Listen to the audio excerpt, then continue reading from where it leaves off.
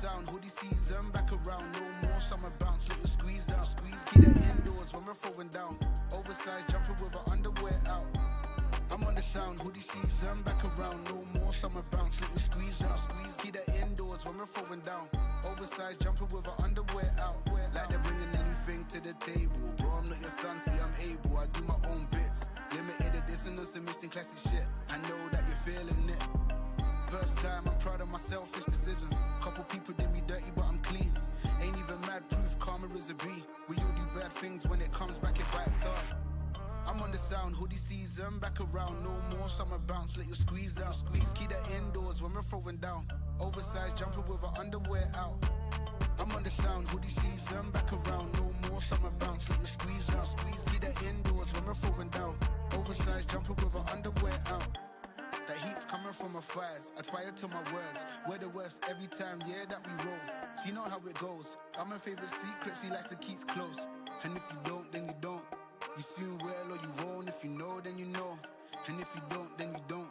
You soon will or you won't, listen up, cause I'm on the sound, hoodie season, back around, no more summer bounce, little squeeze out, keep that indoors when we're throwing down, oversized jumper with our underwear out. I'm on the sound, hoodie season, back around, no more summer bounce, little squeeze out, keep that indoors when we're throwing down, oversized jumper with our underwear out. I'm on the sound, hoodie season,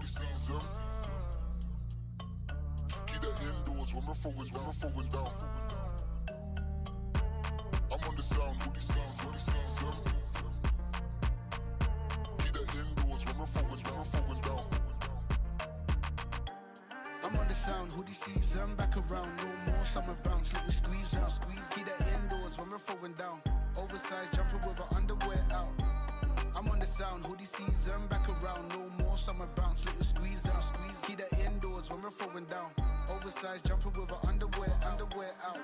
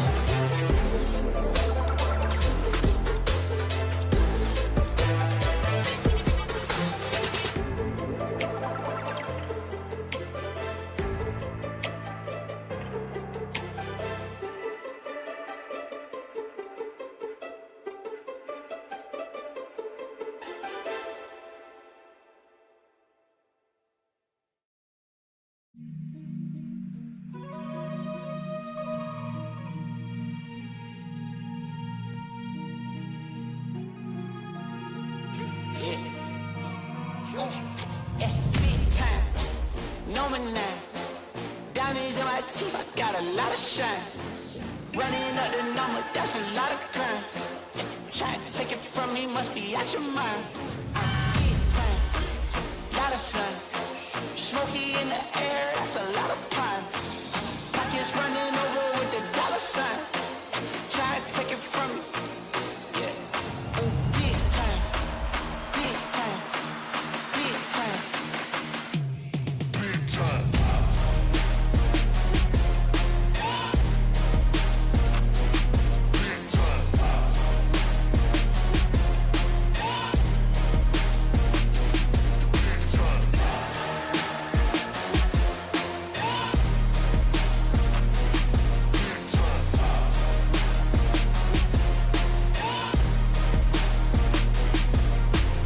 Big time, number 9. Diamonds in my teeth, I got a lot of shine. Running up the numbers, that's a lot of grind. Try to take it from me, must be out your mind. Big time, lot of shine. Smoky in the air, that's a lot of pine. Pockets running over with the dollar sign. Try to take it from me. Big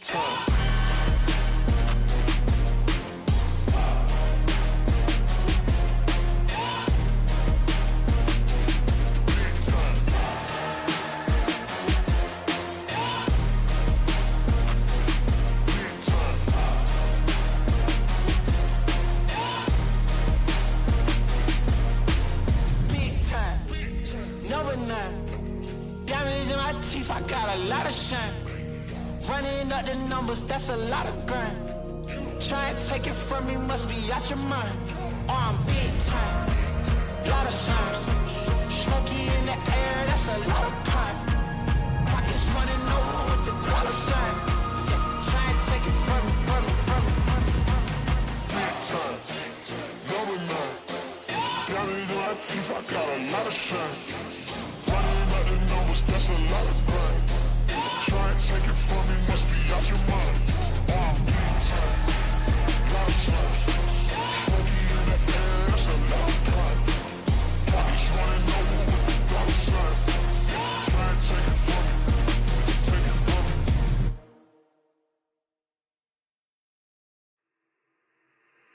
Let me get a beat, I kick it funky like feet. Let me get a beat, I kick it feet like. Let me get a beat, I kick it funky like feet. Let me get a beat, I kick it feet like. Let me get a beat, I kick it funky like feet. Let me get a beat, I kick it feet like. Let me get a beat, I kick it funky like feet.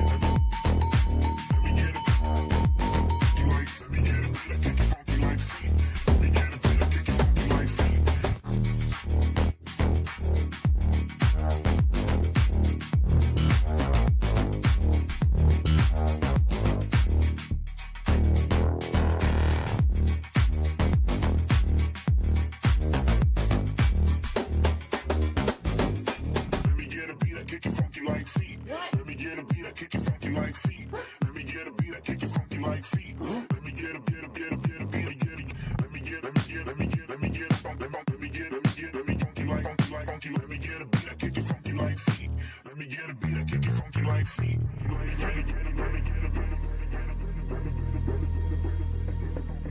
get a. Let me get a. I kick it funky like. I kick it funky like. Let me get a. Let me get a. Let me get a. Let me get a kick it funky like. Funky like. Let me get a. Let me get a beat, I kick it.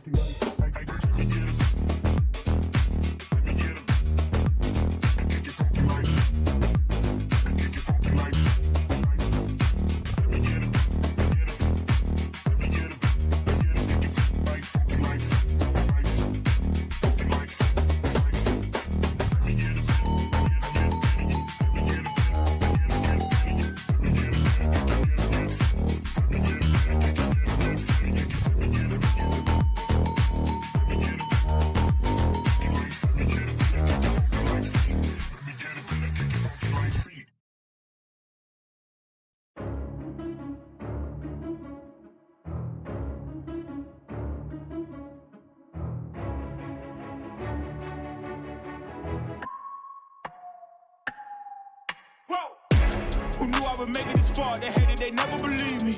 Yeah, I would never drop the ball. I know I make it look easy.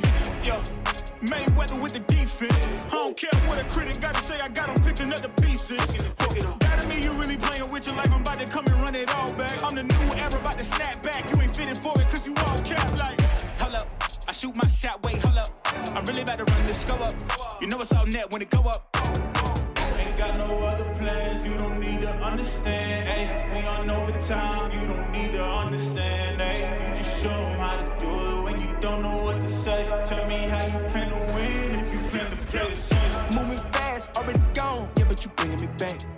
Try to double cross me, dog, just let me relax. Stop assuming what we doing. Keep it moving, what we doing. Cause it can get dangerous. Cause it can get dangerous. Cause it can get dangerous.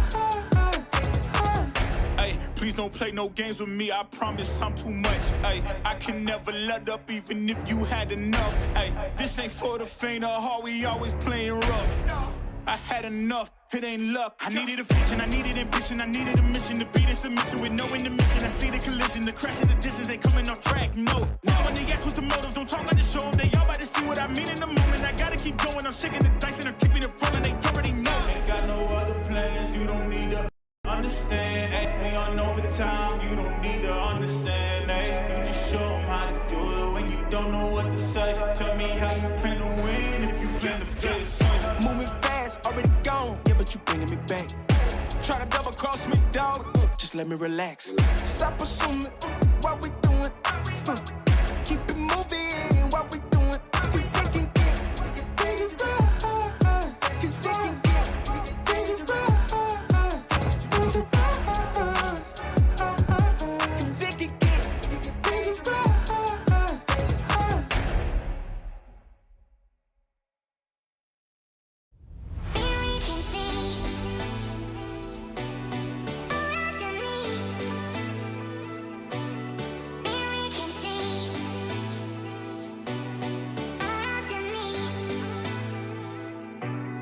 Holding on to faded plastic marble lies I thought were perfect. You only saw yourself and you were so goddamn selfish.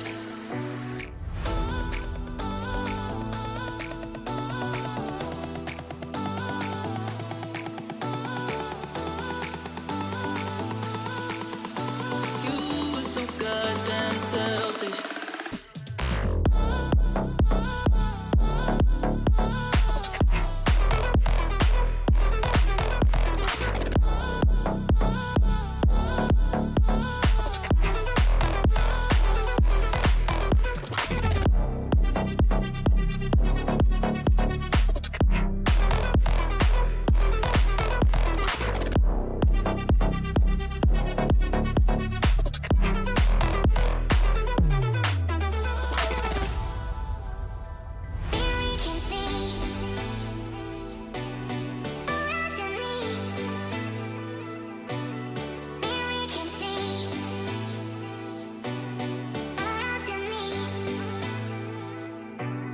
Holding on to faded plastic marble lies I thought were perfect. You only saw yourself and you were so goddamn selfish.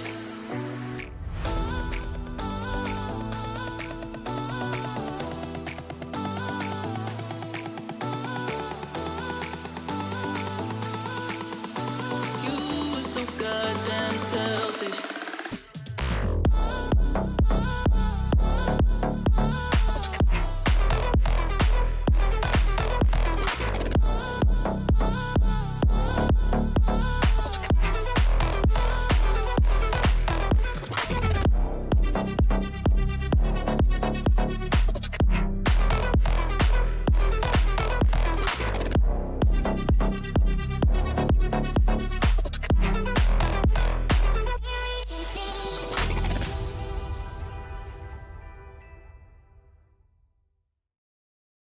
I know I'm in your head.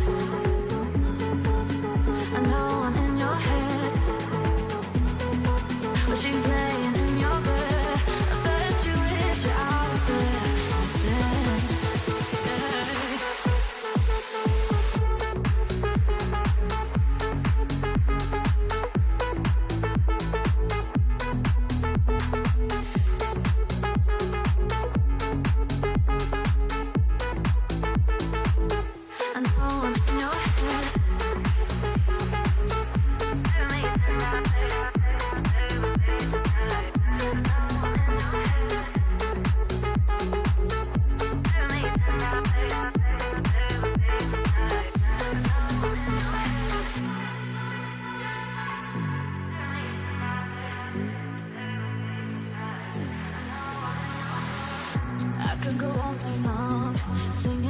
every song. I know you love it when I work it. I could go all night long, singing to every song. I know you love it when I work it. I know I'm in your head. I know I'm in your head. But she's laying in your bed. I bet you wish you're out there instead. I know I'm in your head.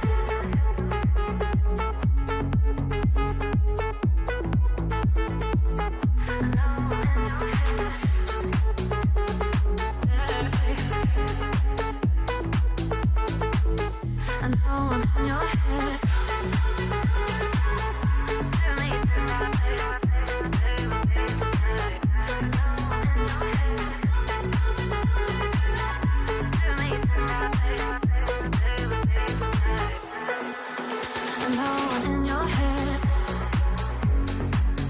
know I'm in your head.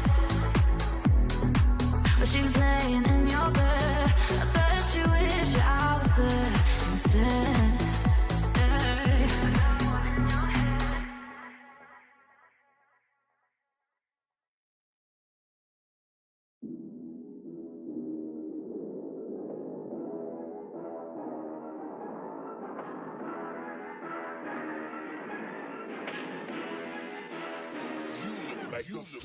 Really, y'all don't know this, y'all in danger. I'm a threat. I'm a gamble with your life, cause you know that it's okay. It's okay. You know I ain't letting up, my foot is on your neck.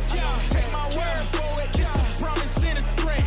Really, y'all don't know this, y'all in danger. I'm a threat. I'm a gamble with your life, cause you know that it's a bet. It's okay. You know I ain't letting up, my foot is on your neck. Take my word for it, it's a promise and a threat. I ain't never really wanna flex my gifts, but I think it's my time, let me check my wrist. You can never get my shine, I'ma keep on grinding till I reach the tip top. When it's just in my jeans and I ain't looking back, cause I'm feeling like Chris Cross. They can never slow me down, but they need to hate me, now I'm feeling like Chris. Rock with the team, cause you know that we winning, we with it, we going, we flowing again. I might just go by a Benz, I might just blow my advance, whoa. I did it all for the feeling, alive but I'm making a killing. I'm gonna break every ceiling, cause I need a million, but I don't need your money, you can pay me in respect. Cause once I do it big, what's to follow is a check. I need 100 bags, nothing more, nothing less. And the ops feel away, cause I'm next, I'm a threat. Oh yeah. Really, y'all don't know this, y'all in danger, I'm a threat. I'm a gamble with your life, cause you know that it's a bet. It's a bet. You know I ain't letting up, my foot is on your neck. Take my word for it, it's a promise and a threat. Really, y'all don't know this, y'all in danger, I'm a threat. It's a gamble with your life, cause you know that it's a bet. You know I ain't letting up, my foot is on your neck. Take my word for it, it's a promise and a threat. I ain't been feeling spectacular, flow so sick it's hazardous. Y'all still suck like Dracula. Sip this beat, let's back it up. And I don't care about critics, cause they talk too much. And I know that I gotta keep on grinding, finding myself. I ain't gonna stop until I know I had enough. Mama, I made it, I know that they see me. I'm popping these bottles just like I'm a genie. I'm glad that you made me get all in my DNA. I'm about my chips like I'm working for Frito-Lay. And bet it bag on myself. I don't do it for my health. Every thread is a champion. Got the title, need a belt. I don't need your money, you can pay me in respect. Once I do it big, what's to follow is a check. I need 100 bags, nothing more, nothing less. And the ops feel away, cause I'm next, I'm a threat. Oh yeah. Really, y'all don't know this, y'all in danger, I'm a threat. It's a gamble with your life, cause you know that it's a bet. It's a bet. You know I ain't letting up, my foot is on your neck. Take my word for it, it's a promise and a threat. Really, y'all don't know this, y'all in danger, I'm a threat. Gamble with your life, cause you know that it's a bet. It's a bet. You know I ain't letting up, my foot is on your neck. Take my word for it, it's a promise and a threat. Still young spits, but you call me young boss. Eating real good, so a man's gon' floss. Got my way up in my view real posh. You a frisbee man, so that mean you get tossed. Got a new clip, still yo in the back. Numbers ran up, had to split it with the chaps. Realest in the city, in my record, I fact. But your man's only chat when he do it in the raps like Spot go lost and don't really care what it cost them. You don't wanna cost them. My lifestyle awesome, couldn't decide if my gal want it too, so I butt them. Don't run track, but I run up the check. Run, do it real big, gotta one up the next. Point to the sky with the one up, I'm blessed. I'm young, rich and black, so you know I'm a threat. I need you like I need air to breathe. I need you to save me from me. I'm caught in your wave, I'm drifting away. I need you to save me.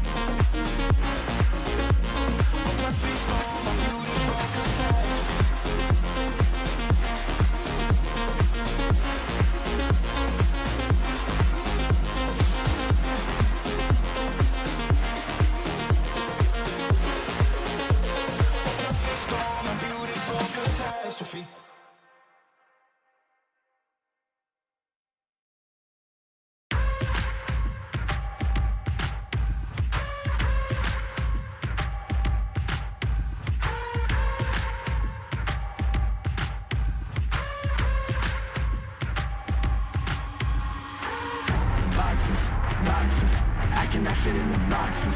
Stop it, stop it. Quitting was never an option. Exhausted, exhausted. This passion is never exhausted. And you cannot stop it.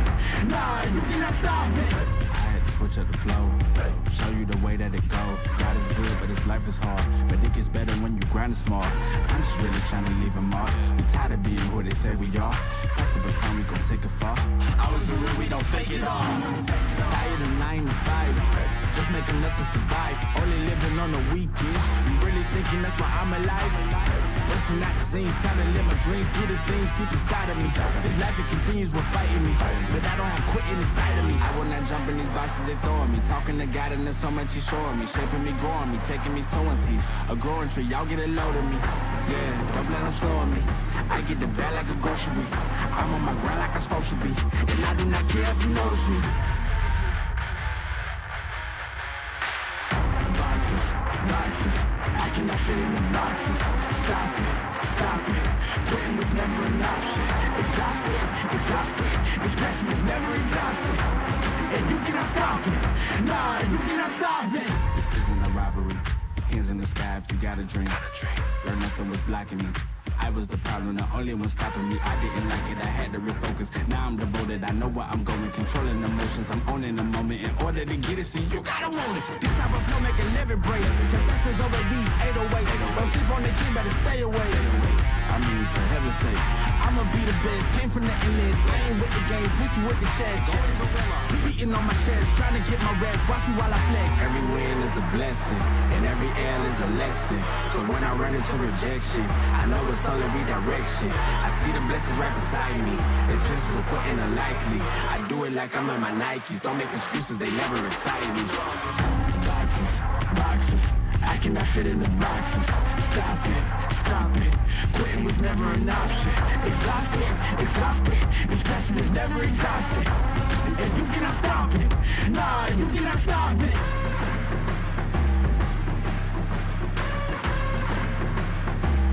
Quitting was never an option. And you cannot stop it. Nah, you cannot stop it.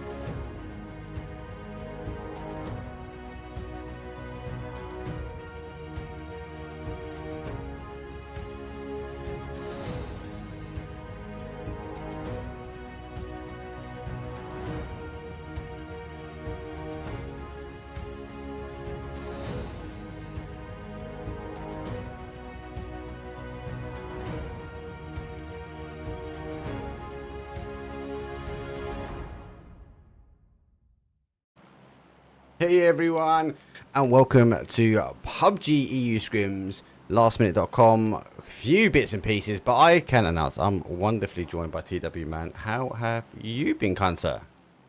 I mean, it could have been better, could have been worse. It's all right, but at least I'm here now. At least we're gonna have a good time and watch some great PUBG. Oh mate, we love PUBG. Good. The guys actually have also messed my rate. It was meant to be tonight a OG back to new school, so it was meant to be a Wrangle, Tago, Miramar, but we are gonna start off with the new map, which is Tago, followed, I'm assuming, by Wrangle, then Miramar, but I will find out and figure out what the hell these boys and girls are going to be doing with that one. But as it stands, playing path though for game number one is a northwest, all the way down to a southeast. You couldn't get any more direct when it comes down to a straight across the map. So not too bad here. Most of the teams though are out, as And they will descend over. A couple of things, obviously, for teams to reconcile with. I'm going to send you that so you can see it. Also, we've got the big event. We had the wonderful event, obviously, the rotation, phase 1, phase 2, and phase 3. They all kicked off last week. Obviously, I wasn't a part. I was at home watching because I was away. But obviously, as most of you are now aware, I get to cast the finals this weekend. I'll be your host with the most. And hopefully, we won't see any more crazy circles like that. So, circle does go really late on the flight path. But yeah, a bit horrible there, TW. It does very much favour the outside edge. And with about 60% of it playable, 40% not playable, there's only a handful of teams that are in here. And it's going to be a little bit of a shocker. But they do have the emergency pickup. They could potentially use that high in the birds in the sky to rotate in nicely. But we'll have to wait and see, mate. Anyway, let's talk while we wait for the teams to come in. What have you been up to, mate? How's things with you? I wish I was up to anything. I haven't really been up to anything these past times. The jobs have been quite bad, or I've not really been able to get any jobs. But I mean, it is what it is. Sometimes you just have some dry periods, and sometimes you have some periods where everything flows and where you can just keep on going and keep on casting basically every single day. The joys of being a caster, mate. That is. But yeah, can't come on. Obviously, I've got quite a bit on myself at the moment, so quite lucky. Ups and downs, mate. Ups and downs. So after all, a team which is in the rotation final, they are pretty much centralised zone. Be interested to see what compound they go for here. We are seeing our Zoc team are going to try and rotate their way in. Smoke wall, which I keep calling snow wall. I'm sorry, I can apologise. It's the Jon Snow in me. You guys also, but even Buck Sand. So you kind of expect it maybe to retract back because we've got to lose this area. So interesting to see where the teams, and Imperial as well, where they're going to land up. We've had a couple of studio endings. I think one of the first Tagos that me and yourself, TW, actually casted did end down that sort of south corner. Now, I think that zone's a bit too far over on that east-hand side, but I wouldn't be surprised maybe see someone dot up in the middle. Maybe we'll get some field play. Maybe we'll get the town play. I think this is where these teams are going to rotate their way down to now and maybe push a bit more towards this southeast corner. Ending over towards those cities and the middle, and we do his.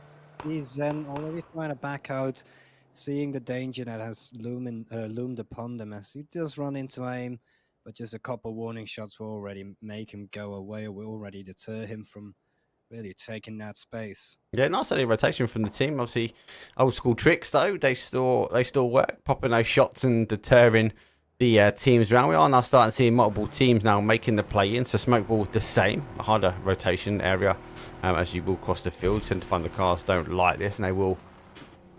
I don't know, go flip side. Does cut the engine nicely. I think they're going to be looking to edge in towards this sort of north side. A little bit of a Mad Max approach, though, as Zen is on the chase and taking the teams on with a bit of a destruction derby. Not able to connect these shots just yet, but Smokeball is still rotating himself out of it. And it's looking like Zen is already wanting to get those points on the board, already wanting to cause some mayhem, trying to chase after them, but they will just park the cars right here and they'll just take their break and make sure to hold this position in order to make sure that any of those teams that will come in from the rotation, that they can't really rotate past them. Yeah. Because holding that little compound there is going to be so valuable to them. Expect these boys to have an emergency pickup. Looks like they are putting down some bit of graffiti before they leave. I770 Gaming, the ones who won the global series, but for me, the guys that are staying tight here, I think it's kind of cool that they might have an emergency pickup themselves. August rotating their way by. They are going to be coming pretty close towards the Pandas with the money. The low W's, but no shots fired for them. So I think teams are getting, now this has been deployed out into the mainstream, I feel like these teams are getting used to the ability or getting used to rotating a little bit more now. But we say that, we see a crash already. Our smoke ball have pushed into, after all, there is 2 done. Dusted though, as Habaku has got one of the knocks. Nade goes up at the top. He does breach the wall.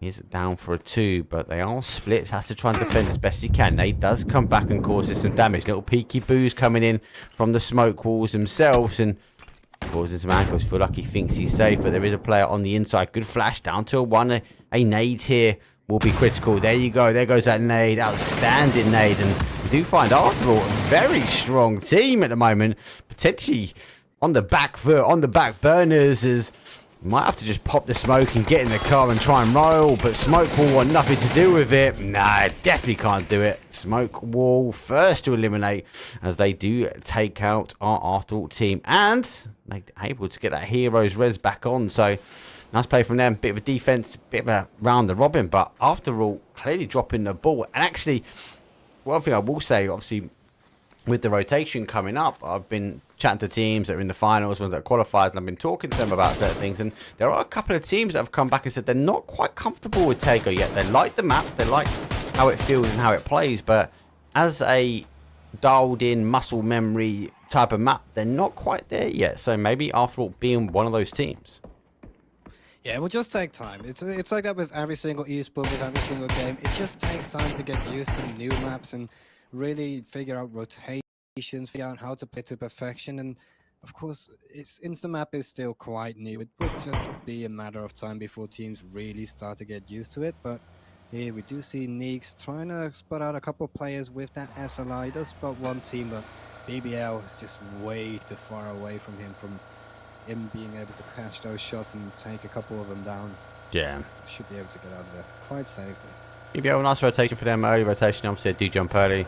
We're going to see these boys, they're getting in the drop. There goes that drop. It's swaying about a little bit. Maybe it's a bit windy up at this neck of the woods of the map, but looks like the emergency pickup is going to come into play for Knock, though. Yeah, BBL, they are rotating. We do have Slammer, who are a little bit further behind. Push and shoot. They sit in the middle here. Aces, good team. Aces.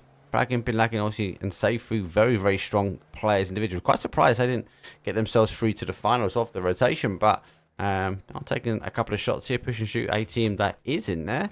And we are seeing Project X now run and rotate around and pass. I think Project X are trying to get some angles now on push and shoot, but I don't know if they're aware of Aces being so close. I don't think so. It doesn't really look like it, but if Aces does get his way in there, they could most definitely just take down their push and shoot team from the back. Now, even a couple other teams are starting to come in close, and if I'm not mistaken, if that's that FX, yeah, I feel like that's FX, right? So they do have a little bit of a split going on to that push and shoot team. They should be or that one player should be stuck in between a rock and a hard place. Blazer there. It doesn't look like to be in a good position now. Even one of the push and shoot players does go down, and since there are only three players in that team, only two now left standing. That Smoke is just going to give him a little bit of time to carry his teammate out of there and to perhaps bring him to safety. But with those other teams starting to close in, it's going to be quite hard, because even if this restart does come through, that pressure is already coming on them right now. Yeah, they have a little bit of luck in the sense that Aces did catch this and take some shots, and the Project X team just weren't close enough to ensure destruction of that team. So Project X obviously are way in store, chipping away at our three-man push and shoot. Aces retreating themselves back. We are seeing our team Venture also playing the outside edge. Now I think this would be a play for a lot of these teams with so much of the zone unplayable. Maybe trying to hug a virtual wall, should we say, might be a better option, but it's going to be a tough one if that zone shifts away. No idea where that car's gone. I love a PUBG spectator glitch. I am going to assume that this player has lagged out. There we go, and they are going to reappear as we get a lovely PUBG blip.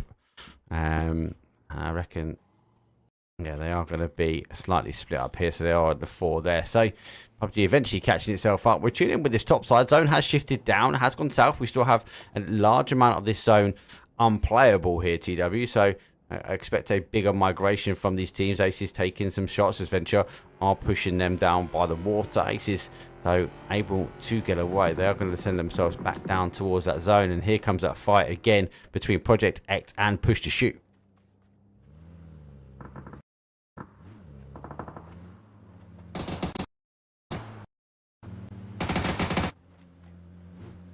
Shots continuing to go through. TW, I can see you are trying to talk, but your mic has gone on my side. Oh, I'm sorry. Welcome back. Welcome back.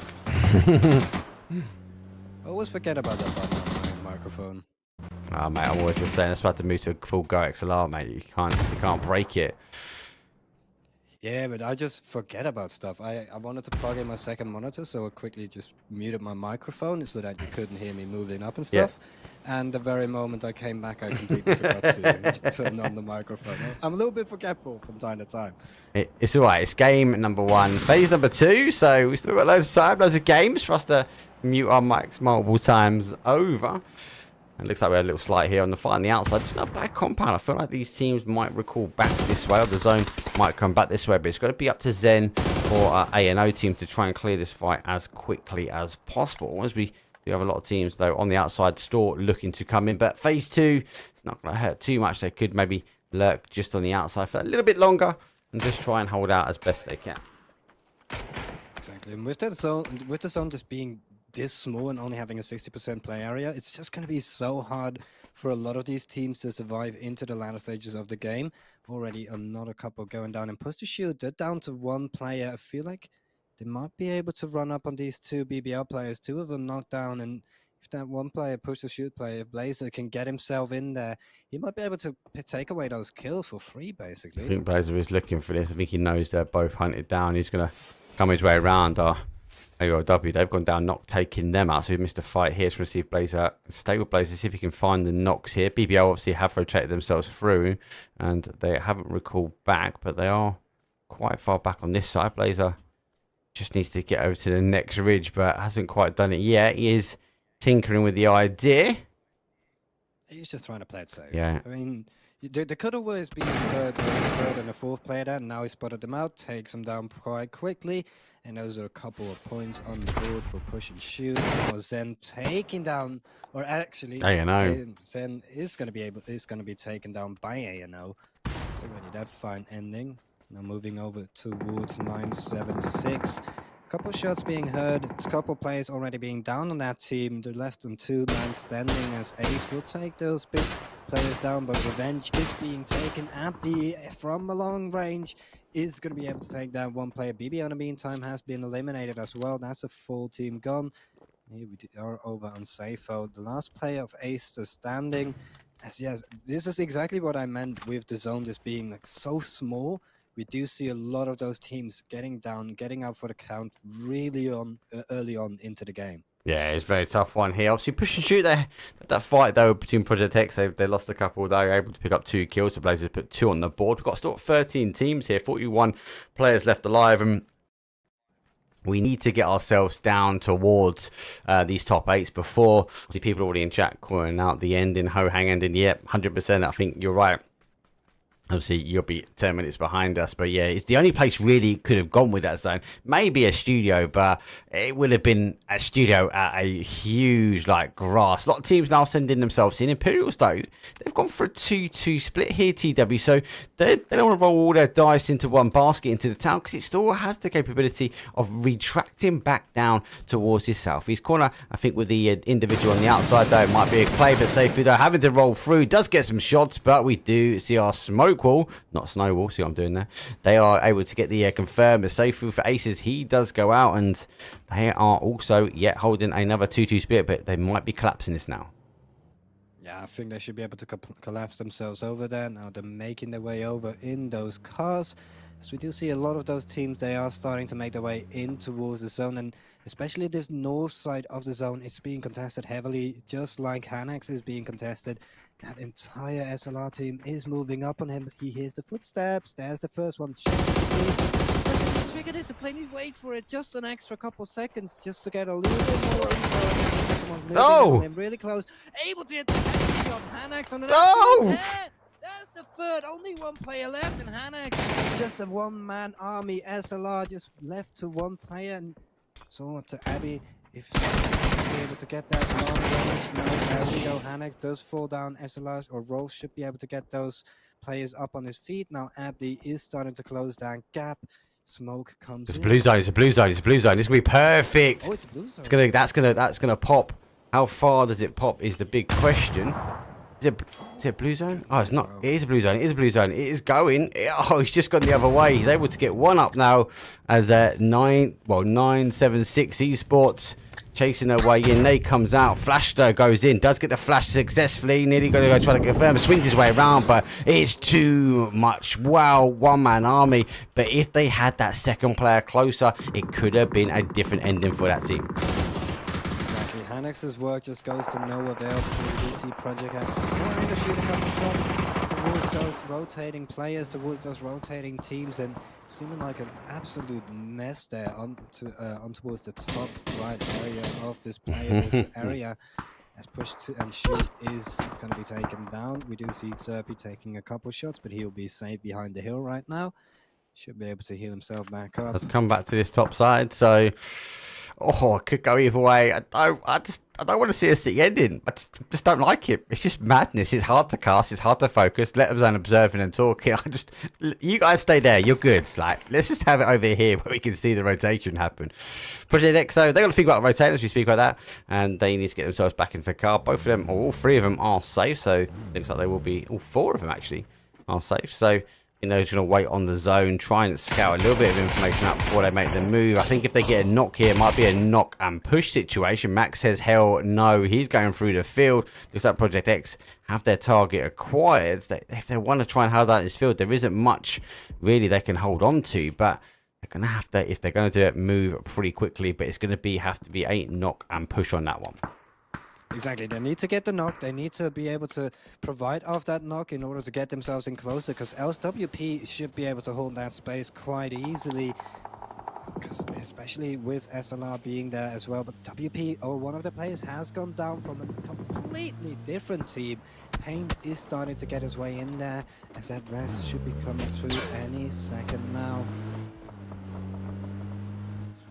Couple, or actually look at the kill feed. Paint is able to take Paint down is going off, kills, mate. That's huge. Paint is such a good player. He's in my fantasy team the other day. Actually in a couple of casters' fantasy teams, so done well. Looks like ANO just scraping themselves a little bit in towards zone here, but under such a huge amount of fire. We do have August though tabbing on one side, Murado Avocado at the better angle, but just not unable to get the knock. Done a lot of the work, done a lot of the damage, but just unable to get that confirmed. Here comes that crash on that top side. I thought it was going to be here. Our smoke wall on the defenses as Project X, blue zone nade right in the middle. That's going to force. This is what I love about these blue zone nade. It will force players out of bunkered covered areas though. Smoke wall down to their final player now. Popping around using the car as a last ditch of cover. Anchor player though for Project X could cause some issues now as our gal Leebrook is on the inside of it. Doesn't actually looking up. He is quite low down. Nade's going out. Those red needs to happen. Let's go for the secondary nade, but unable to catch that. This top one might be good, but I think that's gonna hit. oh no. Oh, it's just not quite, and Smoke Wall does get eliminated in the meantime. Fortunately for them, those don't go anywhere there. Now looking at Venture, Paint is just gonna keep on his tail. You were talking about him being in your fantasy team. I can already see why. They're doing an absolute great job exterminating these teams at the edge of the zone, making sure that all of this space is theirs and theirs only. A lot of teams just being near them. They are one of the only teams that have survived with 4 players left still standing. It's going to be quite hard, especially for this last SLR player that just has to creep his way into the zone. There we go. That's what I needed. That zone on the outside. So now it does leave the town. Obviously, the town is a lovely hot drop spot for those that do play who are ranked. You know, it's quite hectic when you come down here. This and Buckstand as well seems to be the split down this neck of the woods. But beyond, have been sitting in the town on this north side for quite a while. They've got now on the move. Imperials had that 2-2 split. They condensed and collapsed their 2-2 split into the town. That could have been a mistake because they might have had 2 up on the hill at this time. They've got to think about how they move, but the advantage the Imperial team have now got TWs. The teams have to push through them in order to get to the actual zone. Exactly, and just that the only thing that the only disadvantage that the teams, or the only advantage that the teams that do have to push through them have, is the fact that there's just a lot of cover here. But speaking about cover, something that Ting didn't have is he does go down from the 249, one of those Imperial players, in just sitting in a little shack trying to get his way safe. The blue zone is starting to come in, and the blue zone might just be able to take that one player down that is not. Augurs now trying to make their move in towards the zone, and this is what I was talking about, the cover that they do have from when they do start to rotate is there is a lot available. And if they can get their way around in towards the zone now, there isn't too much play area, or there isn't too much cover they could use in order to play in. So they should be able to, or they might just have a hard time finding a spot that they can hide in on. This is going to be a hero's res if he can get away with this. He's got the cover. I don't think Imperials can get to him. Imperials now need to figure out how they get themselves in, but we did see August extend all the way over. Wow, there's 1-2. Final player now, so it goes down to a one-on-one. Such a huge chunk of the zone. August didn't need to go that far. They did capitalize and get some knocks and confirms, and we are seeing a bit of a 1v1. Western, though, does get the flash nade. In return, goes back. Secondary nade comes back over to him as it is overcooked. Does get the confirm. Took deny any more information as they were trying to use it to their advantage. Samler does go down and out as Project does pick up him. Needs to be cautious. Looks like a bit of a util battle now. Weston has enough of it though, as he does chuck the blue zone nade. As we said before, this is going to force the player out of this location. He's either going to have to back away. There's a problem here though for Western. There's a problem here for Western. Look at Pains. Pains is still on top of the hill from a distance, and Pains can just lay down fire. Now Not he's anymore. down, so now Western does have a chance to take this. He's been thrown. That's the last nade in the bag. Orclus will get eliminated. Perfect nade coming out from Solo Bolo. Solo Bolo now just has to try to make his way over towards his teammate. That might already be a lost cause. I don't know. I think you could get that, you know, mate. I think there's enough there. There's not enough happening around here, though. The Imperials, though, they are on the right push the right way, but they forgot about A&O. A&O do have one down. We are going to see them take the fight. Those beyond now getting theirs back. Final player now for them, as Imperials such a strong position, find themselves in a bit of a sandwich, but it's not in a nice place because they're in the dip, they're eating dirt. They've got teams either side of them. Lucky enough for them though, A&O do go down and out. Beyond is under a large amount of pressure, so he should be able to supply a little bit of cover, seeing the kill feed and understanding where they've gone. Pre-nade is going. He might actually catch the secondary player. Nade goes up and over. It's cooked nicely. Does get the confirm, but nearly getting that knockdown on that second player. That would have been outstanding. Bit of little PUBG luck there. I think Anivas will take that though anyways. It's just a confirm on the kill, confirmed points on the board, and he might even be able to take another one. Oh, You've seen him, hasn't he? Being cooked. I think he has. But the nade, it just is. Oh wait, that's a smoke. Nah, blue. A blue zone, but it doesn't even reach. It's not even really going to be able to reach that player. At least now just try to get in the car, but if I'm not mistaken, one of those cars is hard. It's going to be really hard for him to get out of here, for him to catch speeds. Yeah, realizes that now, has to get out of the car, has to take that cover for a quick second, and there's just so much to worry about if you're top egg here. You can get shot from the side, you can get shot from the back, and Nevers is of course just still standing there being a menace as the zone is starting to close down. So just holds his time here, plays his angles right, could be able to take down that last Imperial players without getting shot from the back, especially that smoke now being behind him will give him a lot of cover to play behind. Nevers does get in the car, realizing that the zone is starting to come a bit too close, but if you look at the top of the hill, there's just no way for him to get out of there. No, Murado Avocado played the timing right for the move. They were outside the zone, they pushed themselves in, and they now hold where, technically for me, Imperial should have been. That 2-2 split, you would have thought two of them would have at least been on the side of the hill, but they rolled the dice, and unfortunately, it didn't go in their favour. It didn't go to that town. That's where they condensed themselves down. Knockdown, on the other hand, they were getting the kills and confirms on the other side, and obviously they were the ones that took the parachute drop. They find themselves now in that top four. Only two of them remain. 4 kills on the board for them. Our team venture, they've also got 2, but look at the difference. 8 kills for them. Beyond with a nice little 2, and maybe now 1, as Solo says no go on those shots, but we got a 3v2. I'm sure that shield will provide enough cover. They shouldn't be able to finish this one off just yet. There is a slight angle though if our knock team does pick up, but with those shots in that north side of the hill, you kind of would expect them to be focusing on the close players.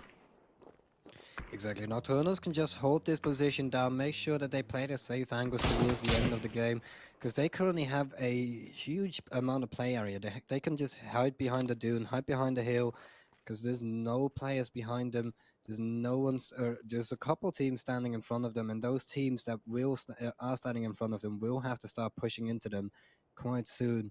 So we do see Solo Bolo. Actually, Pains is going to be going forward and confirm now, trying to get his way in closer and closer. And I'm not No, quite Pace is sure on if the it's still, mate. actually- He just went to grab some stuff, mate. He was like, I'm getting this. This is free.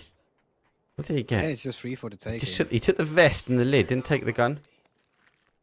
So, just all getting kitted right here. It's just risky. Mate, And he could take be it. shot down anytime. Take it all day long. The good thing is that Solo has been tucking in beyond a little bit. So, no vest, no lid, sorry. For them, if we have a look at the addition player, a vest is pretty much tanked, and Solo is just punishing these two here. Unfortunately, they are sitting now on the outside of the zone. They've got to work their way in. Pains, though, taking the risk. Does find himself in zone. And now we are getting the Murado Avocado team. Now get the back angle. It's beyond. I feel like I'll get slightly bullied here.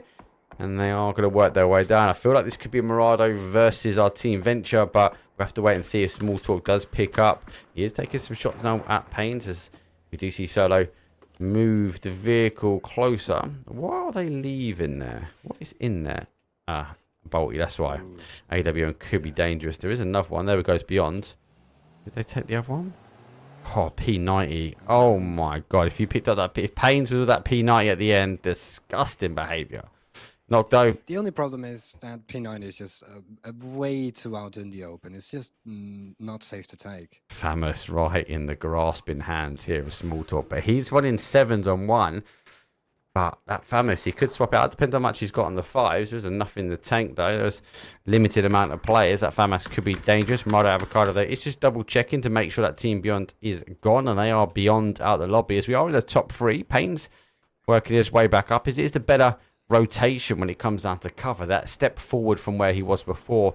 You'd expect Murado Avocado to be able to pick them up. Those shots, though, do rain out. Does get the knock eventually, though, but taking himself down to a 2. Nade instantly coming back here from knock, and Pains is kind of doing a hit and run on this one. Exactly. I would be doing the hit and run as well. Pains just knowing exactly, or actually I wouldn't even have the game sense.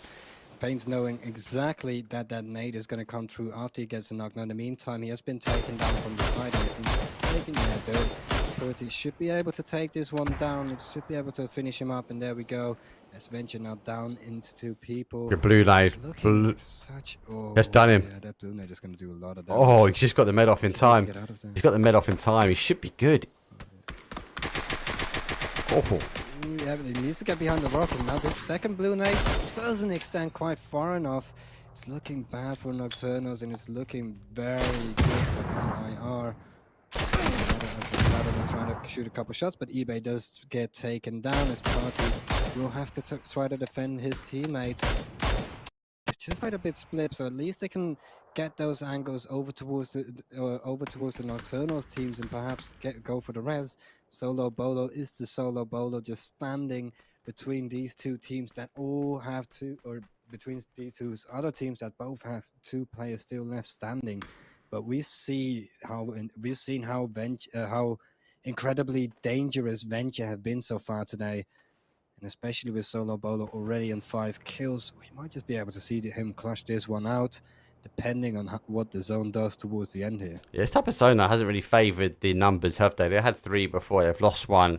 They're trying to work on the angles, but it doesn't matter which side of the mountain you go on. Eventually, it will be a matter of the angles have gone out. So we do see our Ventura, they go down and out, and our knock, though, it is a 2-on-2. Differences, though, 2 different strats here of TW. We've got a knock team super tight, super close, but Murado Avocado, they're spreading their avocados out on the zone and trying to get as much information as possible. Nades do come flying in. Don't think it could be too close here. It'd just be giving away some more of this information now, and shots do come in. The secondary player, though, is now aware of that, and there goes that nade over the top. Does cause some splash damage. Zone is going to go to the dot. Small Talk, though, has the angle, and the nades and the blue zone are not going to help. It's got a smallest bit of ridge, but needs to be cautious, needs to come down, needs to take the fight where possible. There goes the confirm. The information has now been denied by Knock. 6 kills for them, 3 on the board.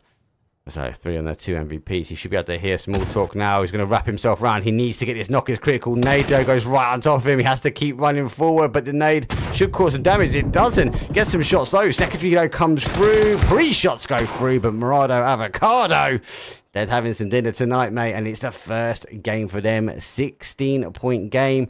It's not too bad, if you ask me. It's not too bad start. Yeah, not too bad, especially since they were one of those teams that did rotate themselves in really early into the game towards those hills that we did see the game end up towards. They definitely had potential to go for more points, but eventually didn't really work out that way. They still got the win. They still got those 16 points on the board. And they still managed to get themselves off on the right foot. Yeah, to start the day off with. Good start. Good start. We've got 6 games. For those that are not aware, we didn't come to us straight off the bat. We went straight in to game number 1 because we were sorting this wonderful gentleman out to get himself in. So for those who don't know, I'm Mark Power. This is Elite Esports EU. This is TW. He does a lot of Rainbow Six casting. Great caster. Hit him up if you need any casting as well. Definitely someone you want to have in your, I suppose, your pocketbook or your phone contacts nowadays. Anyway, that was game number 1. We've got 6 to go. We are going to go into game number 2, but before that, we will have a very, very quick break. After the break, we will return back and we'll have our wonderful Tago again. That new map that's been showing us some outstanding action. But stay tuned and we'll see you guys in a couple of seconds.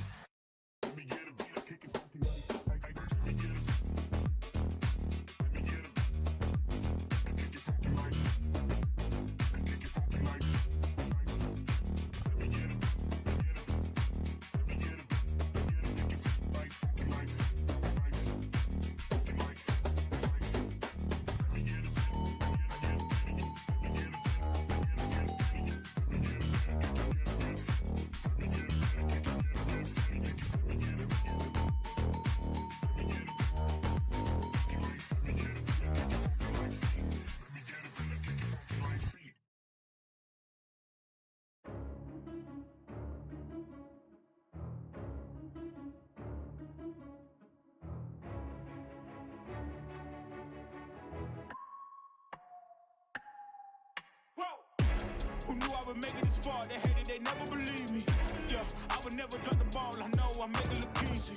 Yeah, Mayweather with the defense. I don't care what a critic got to say. I got them picking up the pieces. That to me, you really playing with your life. I'm about to come and run it all back. The new era about to snap back. You ain't fitting for it cause you all cap like. Hold up, I shoot my shot. Wait, hold up. I'm really about to run this go up. You know it's all net when it go up. Ain't got no other plans. You don't need to understand. Ay, we on overtime. You don't need to understand. Ay, you just show them how to do it when you don't know what to say. Tell me how you plan to win if you plan to play the same. Moving fast, already gone. Yeah, but you bringing me back. Try to double cross me, dog. Just let me relax. Stop assuming what we doing. Keep it moving. What we doing? 'Cause it can get dangerous. 'Cause it can get dangerous. Dangerous. 'Cause it can get dangerous. Ay, please don't play no games with me. I promise I'm too much. Ay, I can never let up even if you had enough. Ay, this ain't for the faint of heart. We always playing rough. I had enough. It ain't luck. I needed a vision. I needed ambition. I needed a mission to be this submission with no intermission. I see Hey guys, welcome back to another cast. This is PUBG EU Scrims. We do have the best of 6. We just missed game number 1 where we got the wonderful Tago. Now, it has had a lot to offer. I'm really interested as we saw it in the rotation for the first time on kind of the main stage. But it was generally a really, really good entry. We are seeing these teams get more creative when it comes down to those nades. Those blue zone nades get more creative when it comes down to the parachute drops, etc. And those sort of rotations. I feel like a lot of teams, a lot of feedback I've been getting because I'm hosting the finals has been they don't quite understand the game. But look, enough said on this one. Let's throw ourselves in. It is going to be game number 2. It's another Tago. I'll see you guys in a second.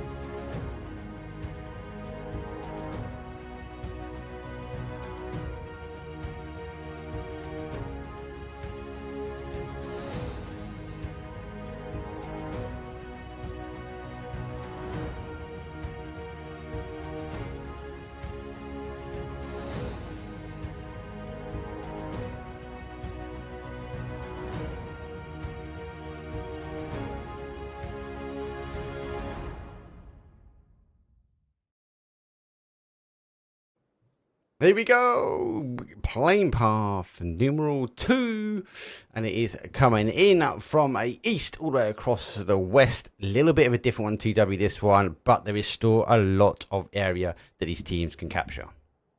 Yeah, this does have the potential to be quite a bit of a bad zone, to be honest. Looking at that west side, we do have that entire river, so it could just be a zone. The initial zone could be split up in 2 spots, essentially, having the main island and the secondary island. It could also go towards the east sides, and we could also, again, have like a 60% play area, or we could just end towards that terminal side, that Young side in between there. It's definitely looking like a zone that, or a flight path that has potential to be a good zone or a bad zone at the same time. Yeah, I could go either way. Look, for me, we've had a lot on that east-hand side. I wouldn't mind, well, I say I wouldn't mind the west. We had loads of west, and they seem to be very heavy to east. I don't think they got the balance right when it comes down to these maps yet. I wouldn't mind, we had one west, one east. I wouldn't mind having a west one now, but we'll have to wait and see. Well, we've got 5 seconds or 6 seconds on the clock before we do get that zone reveal, because it always comes up at 1 minute 30 for those that are not aware, and it does go east-ish, south-ish, but That's TW, the exact horrible. other way that I thought that it was going to go. It was literally touching, the north side is literally touching the flight path just by a slight bit.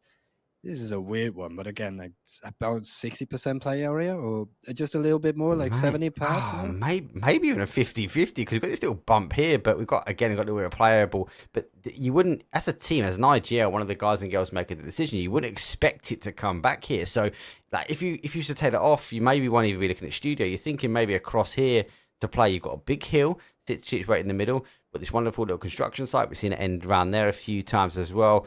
Song Am, not had one there myself personally. Normally the track's a little bit higher up, but it could be a new ending for me. Hosan's not in, Bucksan's not going to be in playable after the next couple of zones. He might say that might go wrong. It might take these little inches off, but as TW mentioned, for those that are not aware, the first zone you're looking at now has to go through the flight path. That is the only rule, right? That is the only rule. That's the only part of the algorithm. It has to touch that flight path. And that there was crisping the flight path at best, mate. So, lots of unplayable. We're going to see it very condensed. 17 teams, 60 players in a next to no playable zone. It's going to be a rush to these compounds, I feel. Yeah, most definitely. And you were talking about not the IGLs not really expecting something like this. We can look at this playable area. There's no one really in it. There's just a couple teams over towards the edges of the zone, and none of them are really in the middle. No one expected this. This is just an absolute weird zone. But some teams already have to start rotating themselves in if they want to get a good position towards those next couple of zones that we do see a little bit further into the game.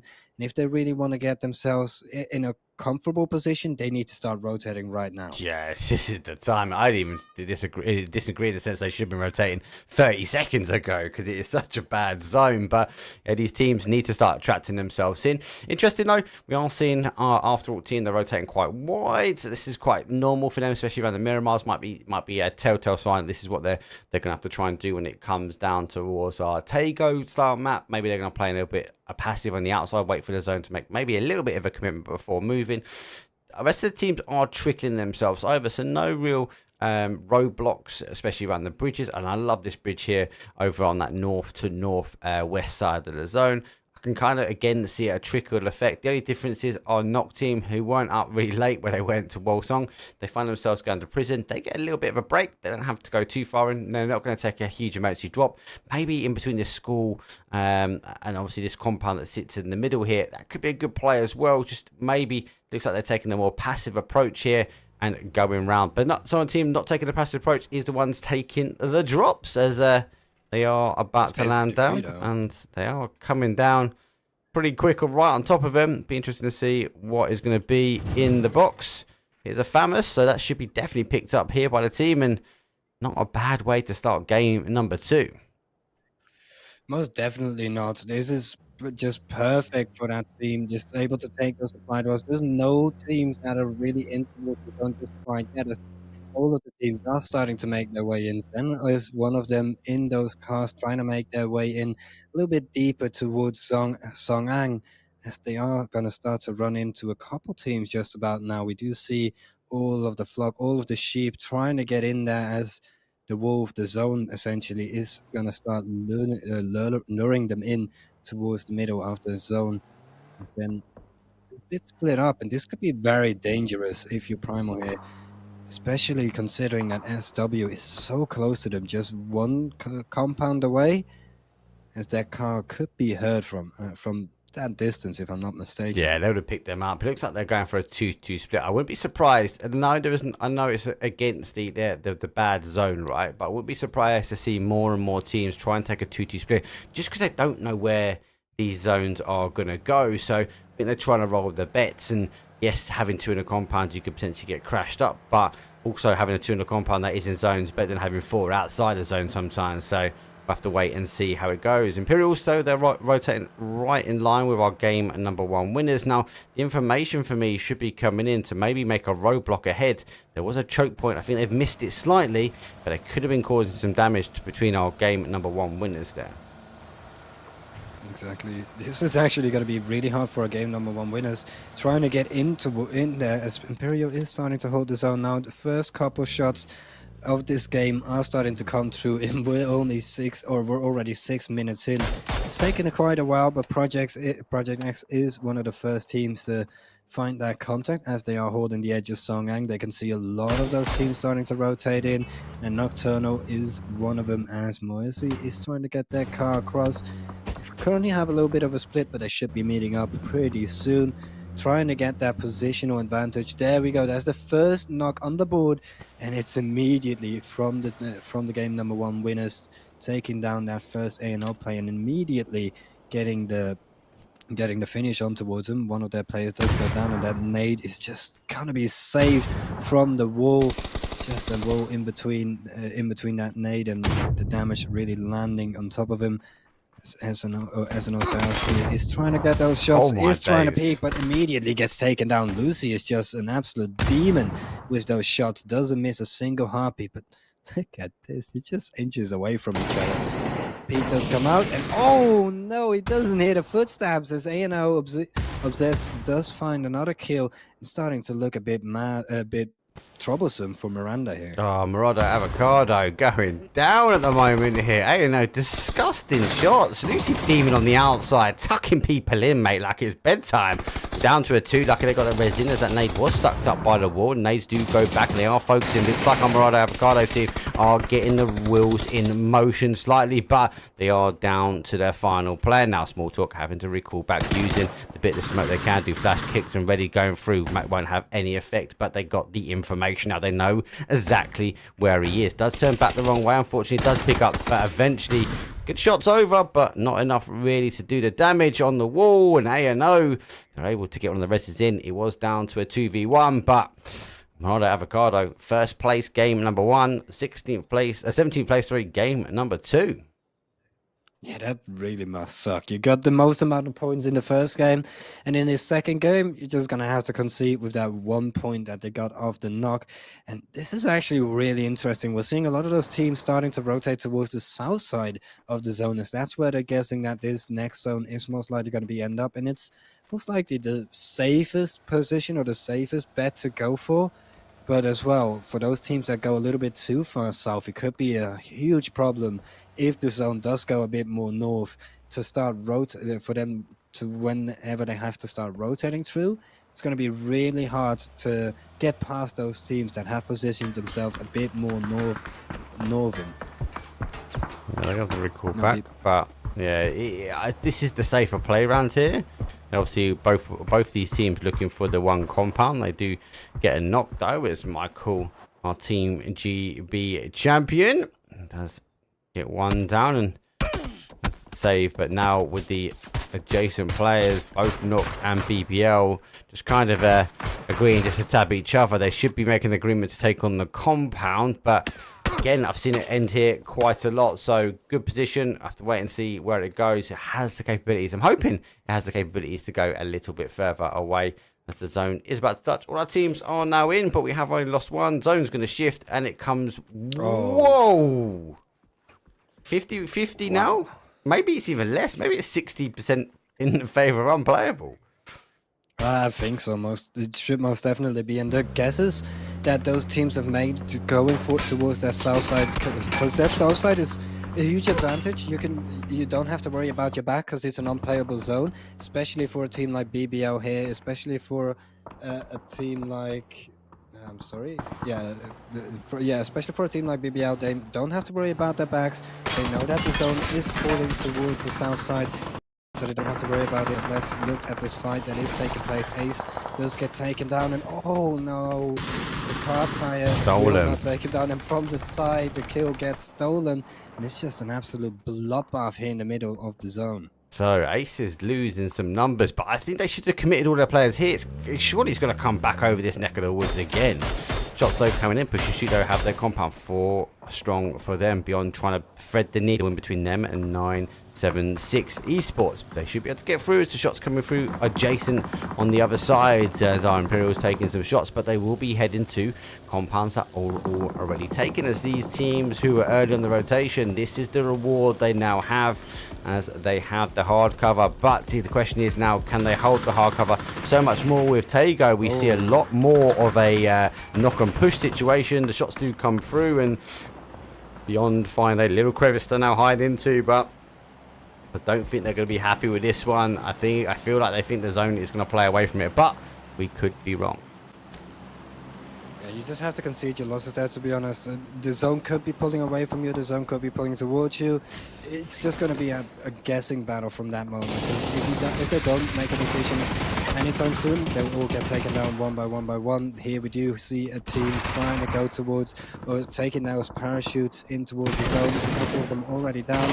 Project X find another one. Team A&O is starting to be taken down bit by bit. Only one player left standing, and that one player should have been spotted out if I'm not mistaken. Ooh, I don't know, you know. Doesn't seem like PX don't know about it. I don't know if they saw them. They saw the parachute coming from. Project X were taking the fight on with the LELW team. Now they get the fight underway, as they do get the knock, and that is actually a crucial knock with the Famis going down. It hits so hard. Initial shots don't continue to rain forward, as they do put a confirm on the board. Actually, no, sorry, they don't. It's stolen from LULW, so Project X be a little bit annoyed at this. They have to try and defend out their compound, but Team Venture, even BBL to a degree, are going to be happy. The action's not really happening around them. They can maybe just try and hold out and let some of this madness unfold in front. Exactly, just let the madness unfold. And so you see beyond, they've taken their spot, but already 2 players down. They're being hunted by Imperio, and just having this little hill to play on, it could be so advantageous in towards the latter stages of the game, but with 2 players still left standing on their team, it's going to be looking like quite a hard battle in order to get themselves out of there, since they are split up just a slight bit. One of their players, 1 versus 4 Aero, could be taken down anytime soon, as those Imperial players are starting to make their way in. One of them is knocked down, so that will guarantee a little bit of time for these Beyond players to take a little breather and to make sure that they can really think about what they want to do for going further into the game. You cannot guess this zone. We know roughly where it's going, but the zone then turns around on us and goes, hey, I'm going to keep as much unplayable as I physically can in this game. Let's see how these teams can hold it. 976 Esports, though, have crept their way in towards the compound. Long distance shots, though, are coming in over the top as our SLR team. Our Slammers are on the defensive for this compound, but they'll be defending a compound that is now out of zone. So these teams need to think about what the next zone looks like here. As Beyond rotates themselves away. They're getting knocked, though, on the Imperial team, and they've got to... They're doing the right thing, just not continue to go. They've only got the 1 car. Tyres nearly done and dusted. Their life is nearly done and nearly spent. I don't think they can get themselves away. I think they've gone a little bit further around to try and figure out exactly where a car is. Orclus taking some shots as well. Maybe they're going to be able to get that final player, but that car is going to go, and that's going to leave them further or closer to that blue zone and further away from that zone than when they first started. Exactly, but the only good thing, though, is they have spotted out the anchor of that Imperial squad. If they can take down Anifas here, and Anifas is caught in between a rock and a hard place, he has no cover for himself to play around with. All he has is a car to perhaps start to drive away with. Once the dude does start to get dangerous, that nade will do a little bit of chip damage.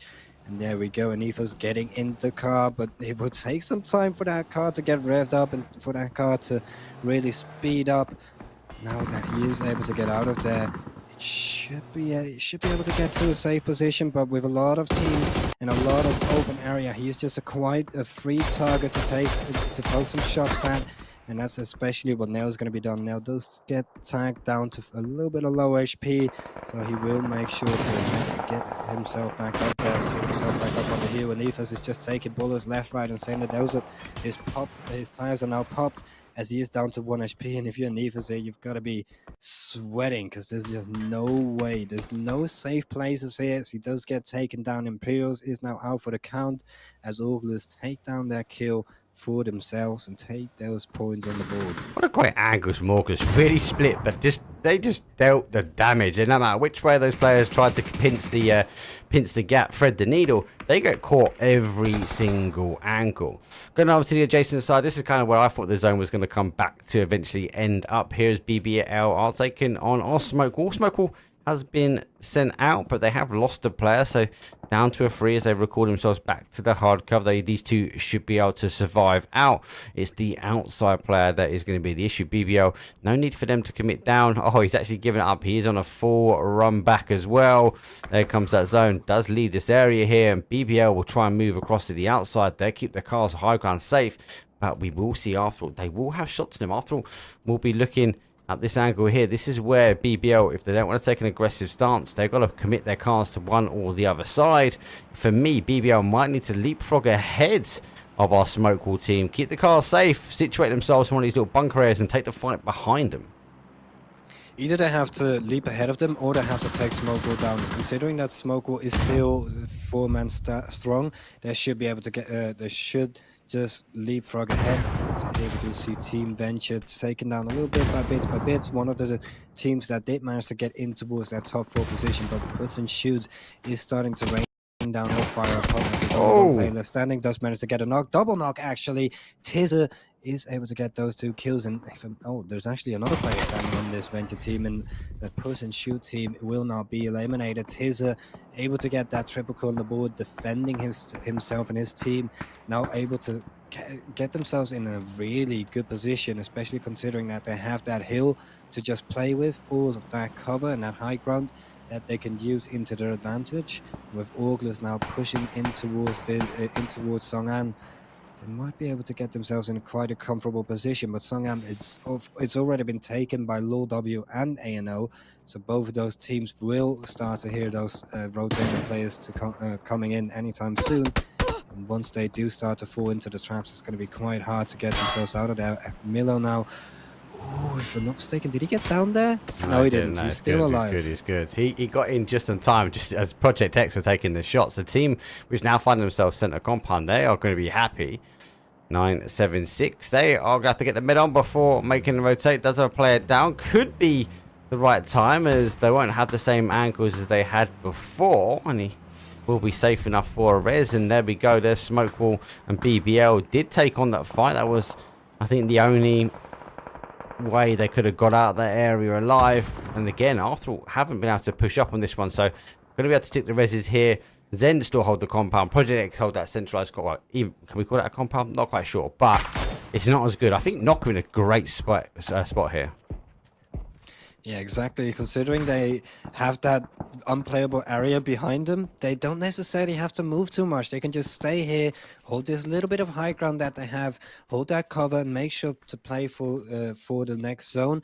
That will be revealed anytime soon, as the zone is starting to close in anytime now. BBL will have to start rotating through, as AIM is taking fire towards them. Primal is as well taking fire towards them. They have a little bit of cover on top of that hill, but there's just not too much to play around with. I really like Team Bench's spot as well. That zone does leave away, does go back to the town. So, hey, us casters always get it wrong. Well, I'll say I get it wrong. I'm not going to put TW in that one. I thought it was going to end over here, but does leave this area here. BBL now need to rotate their way through, but so does Zen. They need to kind of give up. They hold a sliver of their compound in, but I don't think it's enough really to keep one, the car safe, and two, try and get themselves back in on zone. And with that knock here coming from BBL, they might take the opportunity to get in their car and get shift in, as they are still providing an element of fire.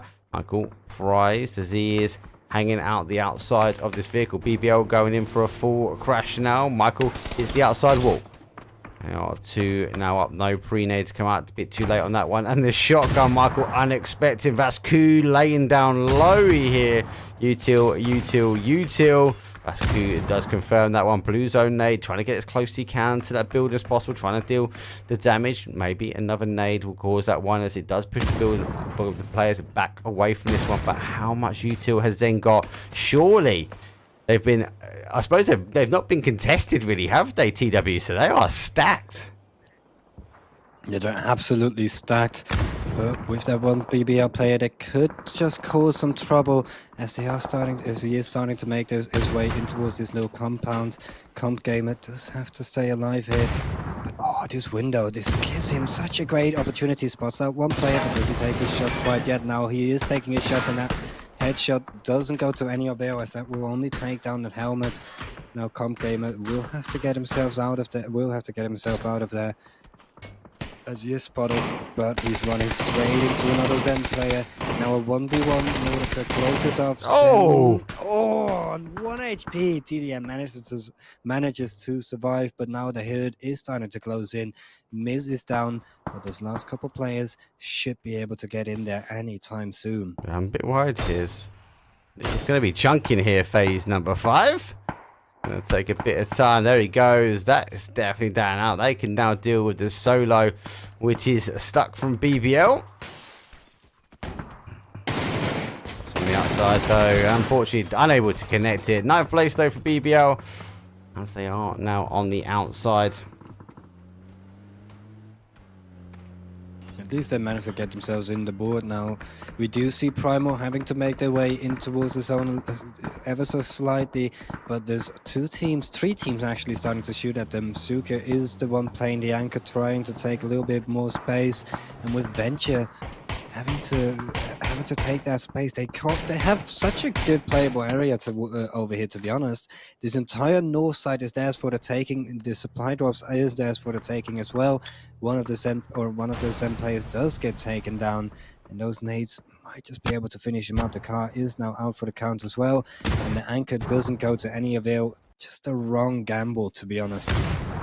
if I'm Zen here. Well, Squeaky obviously trying to work his way up, but do you know what? I really like Team Venture's position there. Like, they knew the danger was coming from that neck of the woods, so they dealt with the one player. That was enough down to stop the team pushing up. Zone does go back the other way. Have to recall back, but Payne's becoming a little bit of centre of attention. Can't even dip himself out into the blue into cover. Has to dodge, duck, and dive. He does find himself now back into an area which he can play. There is a little bowl here, or a little dip they can get himself into, but it is very, very shallow. Should be enough to keep the tyres alive. Maybe, but they've got to be careful. Zen might try to do the same. Exactly, but Zen has only 2 players standing, and they still have to rotate towards the zone, and there's a lot of teams that know about their position. There we go, that's one of them down. AA might be able to take that space. I don't think they are going to go for it. Actually, they do.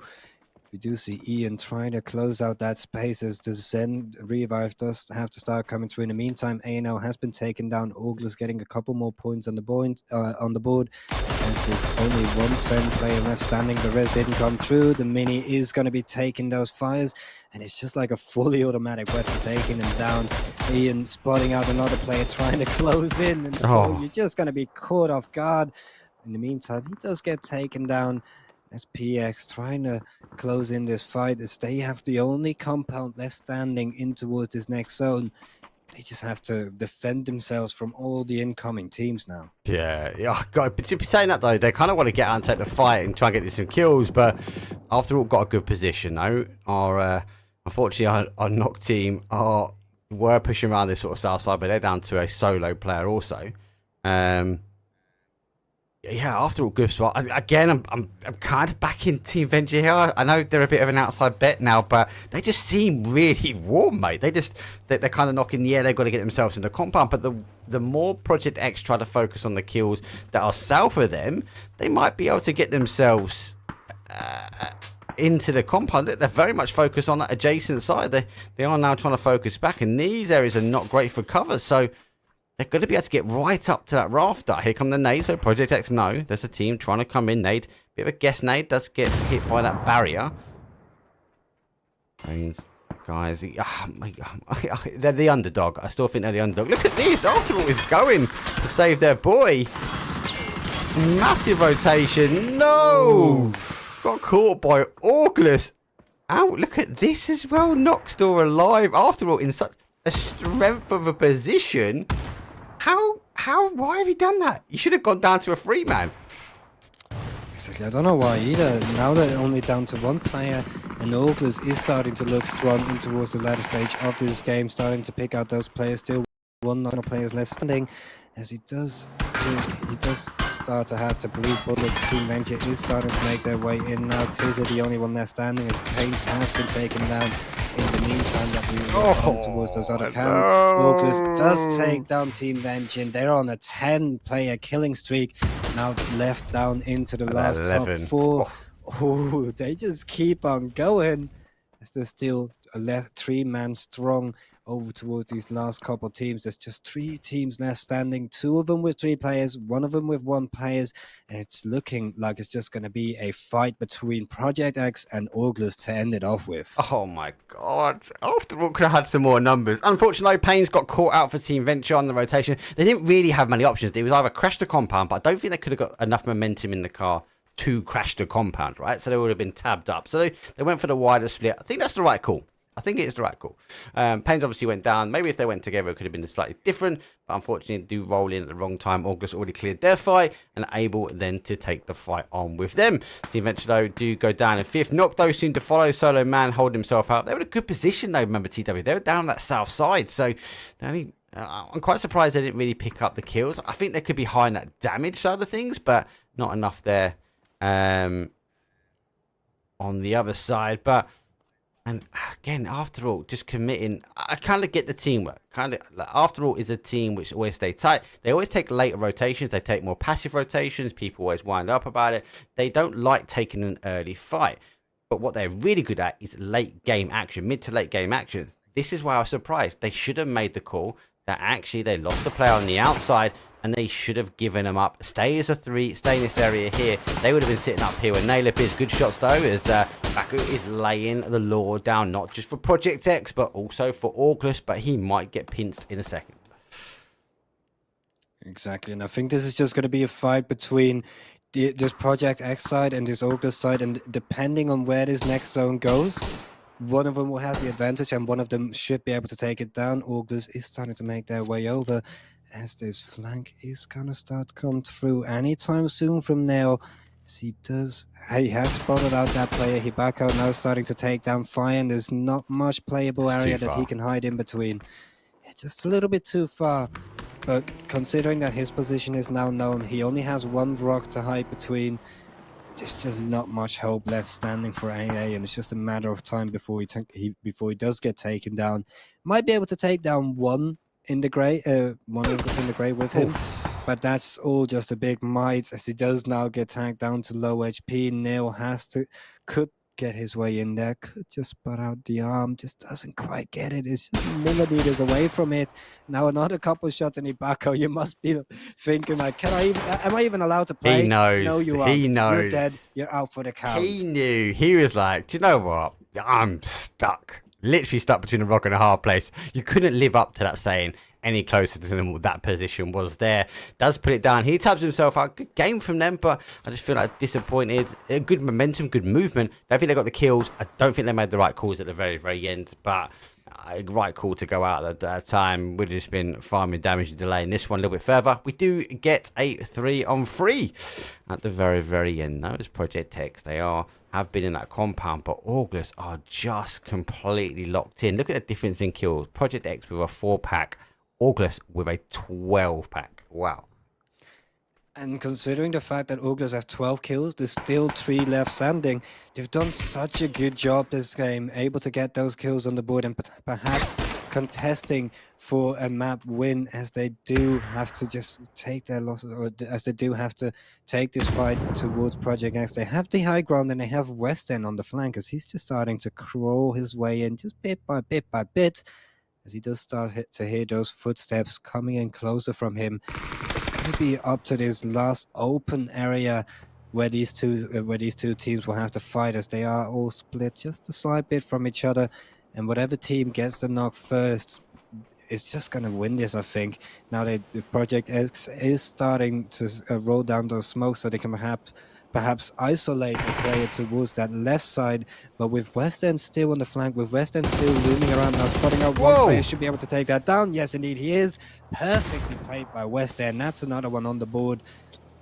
And since there's no cover, that rest shouldn't be available to go for it to come through, especially considering that nade. Oh my god, how did that not take him down?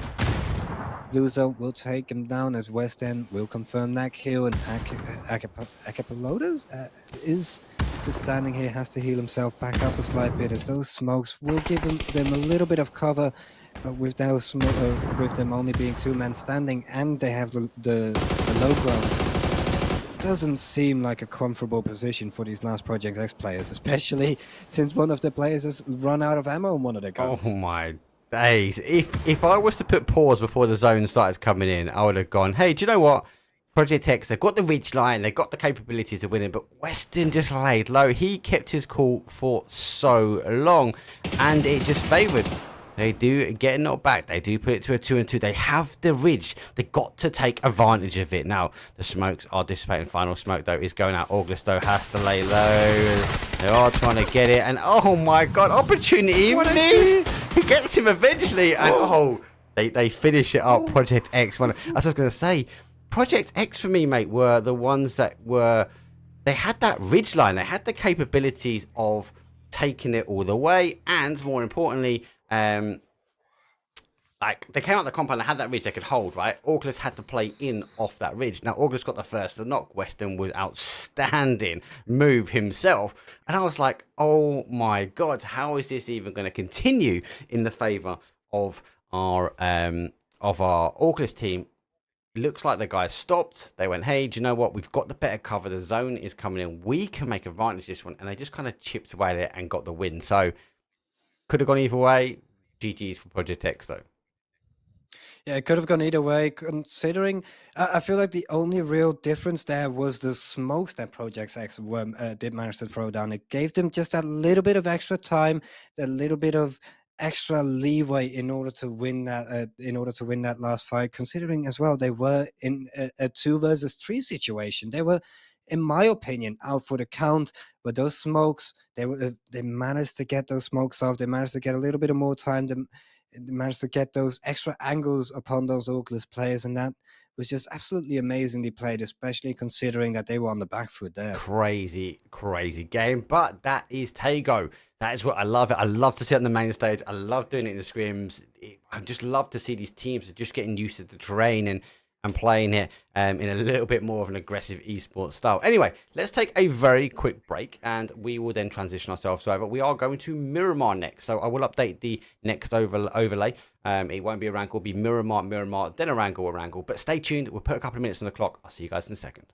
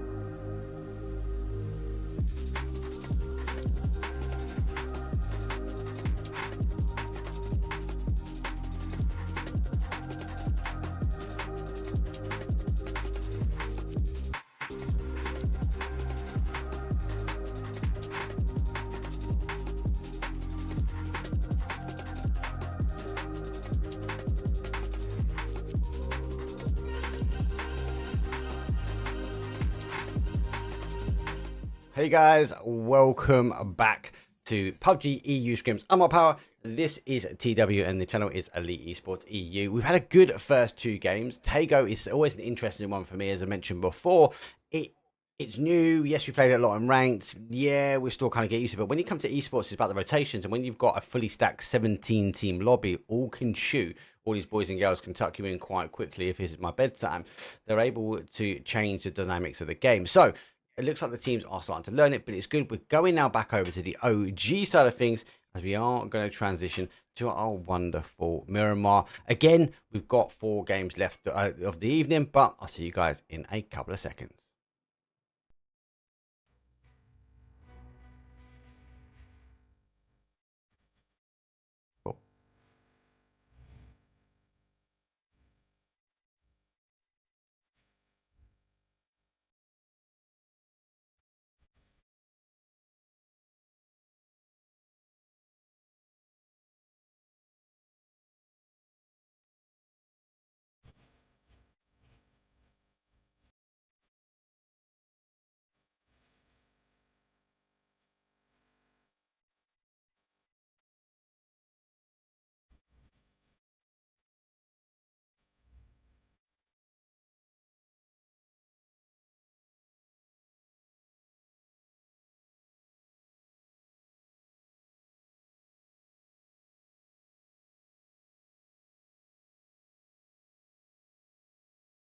Yeah.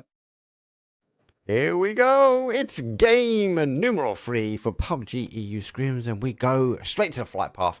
And it comes in from a northeast down to a southwest. Big map, like Tago. loads of places to go for. Not a bad flight path. I do worry when I see flight paths like this if I get an islands. I am one of those weird casters that seem to get a lot of islands. I don't know if that's why people like just jumping in lobbies when I'm casting them, because sometimes I get these random places. I can't see it today. Hopefully we might get that in Parla. We might even get a northeast, that Cruz de Vel, that whole area there is one of my favourite areas when it comes down to Miramar. Nobody knows. But all we do know is these gamers are jumping out though as we reach the halfway point of the evening. Exactly. Already having reached the halfway point, already having two different winners and two entirely different winners that weren't really in contention for anything. Like in the first game, the winner of the second game wasn't in contention for the win, and in the second game, the winner of the first game was immediately eliminated. They were the first one down and out for the count. So it's been quite exciting. We've had some different teams taking strides, but we might just see those teams that did win those first couple of games get themselves a little bit further towards those latter stages of the game, and to perhaps contest for getting even more points. And one of those teams is Auglers, and Auglers is one of the teams that has been landing in towards the middle of the play area, where there's just so many teams right now, as they are starting to look towards that push and shoot team. Push and shoot baiting them out a little bit. Yeah, see, you won't know this, but they wouldn't. You can't get that knock there. So there are sets of rules when it comes down to scrims. They don't know. It's kind of like an invisible line that kind of goes round here, right? For phase number one, even if Auglers wanted to take the knock, they could get the knock, but they're going to lead, they can't flush. They're going to allow the team to pick them up, right? There is an argument to say that they stole the car and all that jazz, but they were the ones. They've taken the car. They've rotated away. They can't really fight until they get into the zone. And the reason for that, TW, is these scrims are for practice for the main events, right? Exactly. Push and shoot is playing in the main event, and they want to be able to get into zone and play as a 4. So actually, all these guys and girls have a bit of respect when it comes down to follow the rules. That we want to try and stay out where possible, outside the zone as a 4. Yes, if you get close enough to zone, you might see a couple of zone camps, like if it's in and around that area. But if it's not, then you kind of wait for the fight to happen inside. That's why with scrims you don't see a lot of early action unless it's a drop-on-drop zone. But again, they talk in Discord, mate. They're giving the information out. So it's all about 4 strong, 17 teams, 66 players, getting into zone number 1 and then duking it out as much pressure as they can fathom, basically. That makes sense. I think we have that in Apex Legends 2, in Apex Legends scrims, where teams just decide not to fight, or like they have like an honor code not to fight each other in the beginning of the game, because it's just an honor code, and it's all about the practice. We're not playing for any money here. We're just playing for the practice. So having that honor code, it definitely makes a lot of sense to really get the full or the maximum out of those practice. But let's have a look at the zone here, because it's again just at the edge of the zone. It's just again a zone with a lot of play area that has been eliminated. This time it isn't like 50-60% though. It's about like the 80-90% play area, if I'm not mistaken. Yeah, I'll give the 80-89s. There's a little bit, obviously you can't play across here. They've got a little bit of water here. Yeah, this is kind of a duff at the bottom here. This is Death Valley though. As it states, it is a terrible area to play. Not for me as a caster, but sometimes as the players. But the reason being is what we tend to see is players will hide up high. Hide up high is not the wrong word. The teams will either position themselves high and they'll take high ground to high ground fighting, right?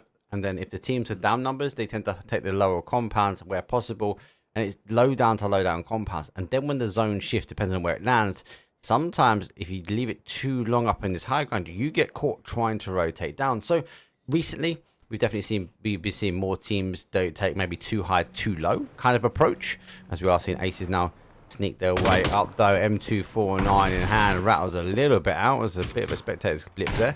They are not taking the shots though. Aces though back. 1976 though is also taking some knocks, and this is what I mean. Death Valley, you can't get up over the top. So Bin Laden able to slide his car down to a bit more better cover. Sophie now is coming up and over the top. Have lost one, but he should get punished trying to peek over here. There's a car looming in on him, and that car should be taking damage. Oh, he does get down, and there's no teammates that are near him. The gal does start to close in, but Gale will be a little bit late to the fight, as those Aces players, they're just like a pack of hyenas. They're all right on top of their kill immediately. Within no time, that kill will now be confirmed. And Gale is... I think Gale might have made a mistake pushing out here on their own.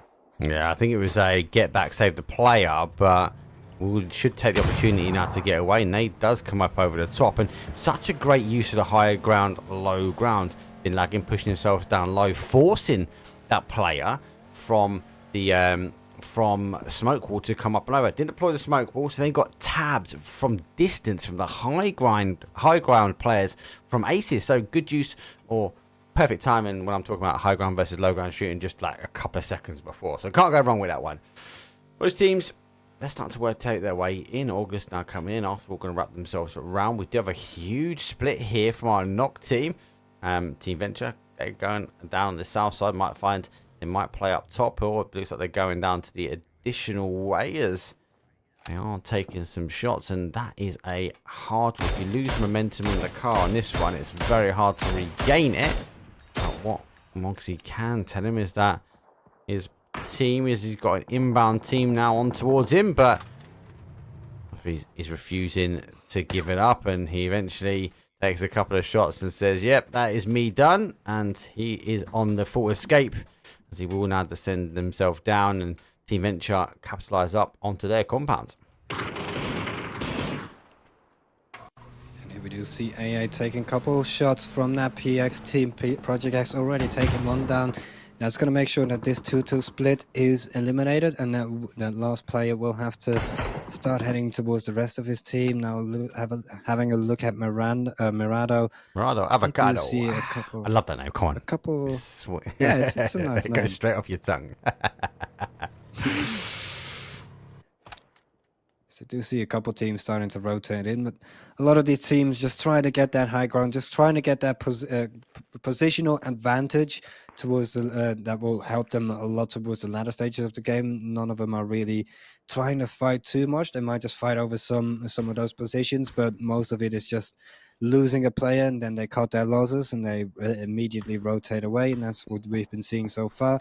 What we are seeing though is one of the big fights happening already for this hill, as Aces is taking the fight, but Gao still looming around here, still just playing inside of that building with a shotgun.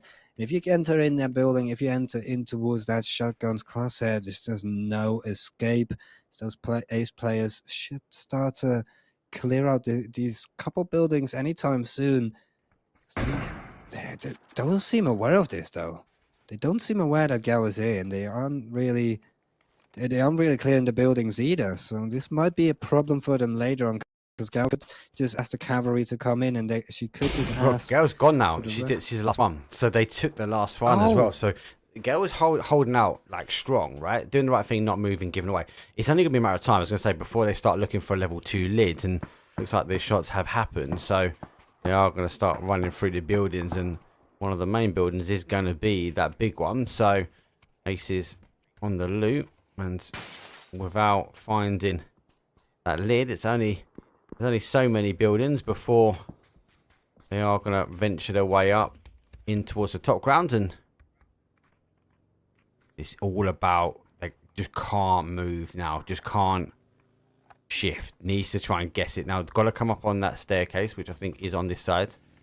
Has gone round to dug in back for a little bit of pressure though. Does take the lid off though, going for the Thirsty Thursday. I love it. And unable to push. Shotgun. Lid comes flying off, and smoke wall. No smoke required. It is a barrage from the shotgun. 13 left in the chamber now, and you got to think Aces will be very disappointed they didn't check this one off earlier, and they have been caught out slightly with that push from our snowball. They must be disappointed, but they've also got to be thinking about Gao still hiding around here, still with the shotgun, still maybe able to do some damage, but no, it doesn't come through. And yeah, okay, I would be doing that as well, just shooting a couple shots into the body, just a sign like, we don't like that. You took down one of our players, we were 4 standing, now we're 3, and we didn't even have to be, but it's kind of your own fault that you didn't check those earlier. It's kind of your own fault that it's salt in the that one wound. player was still standing. Yeah, just a bit of salt. Oh, and you got to think as well. I've been that player before, and you just get that shock, like, whoa, oh my god, and just tap the lid went flying off. Obviously, then the secondary player unable to push in. Kind of think with the pressure, maybe the pressures continued going on, maybe would have continued and maybe received another knock. They had to sort of recheck themselves, and then again later on they did eventually clear it out though. But damage has been caused. Damage as Arsenal decided to run themselves over, and BBL take the corner now of Monty. This is a horrible area if it does play into here, and let's go tune in with the fight. Those Project X have been crashed here by our team Knock, as Knock have been and a bit of a wider split. We all saw him a little bit early on and get a little bit of a just desserts on their own medicine as the players further around able to call out the rotation coming in from the vehicles. And those last couple of players, they have to start to make their way in towards this Project X team. They might be able to take them down once they do get on each other, but one of those Knock players is already down to low HP. That Nate will make sure that the knock does come through. But with Project X still with 3 players left standing, Always Blame is in a horrible position, to be honest.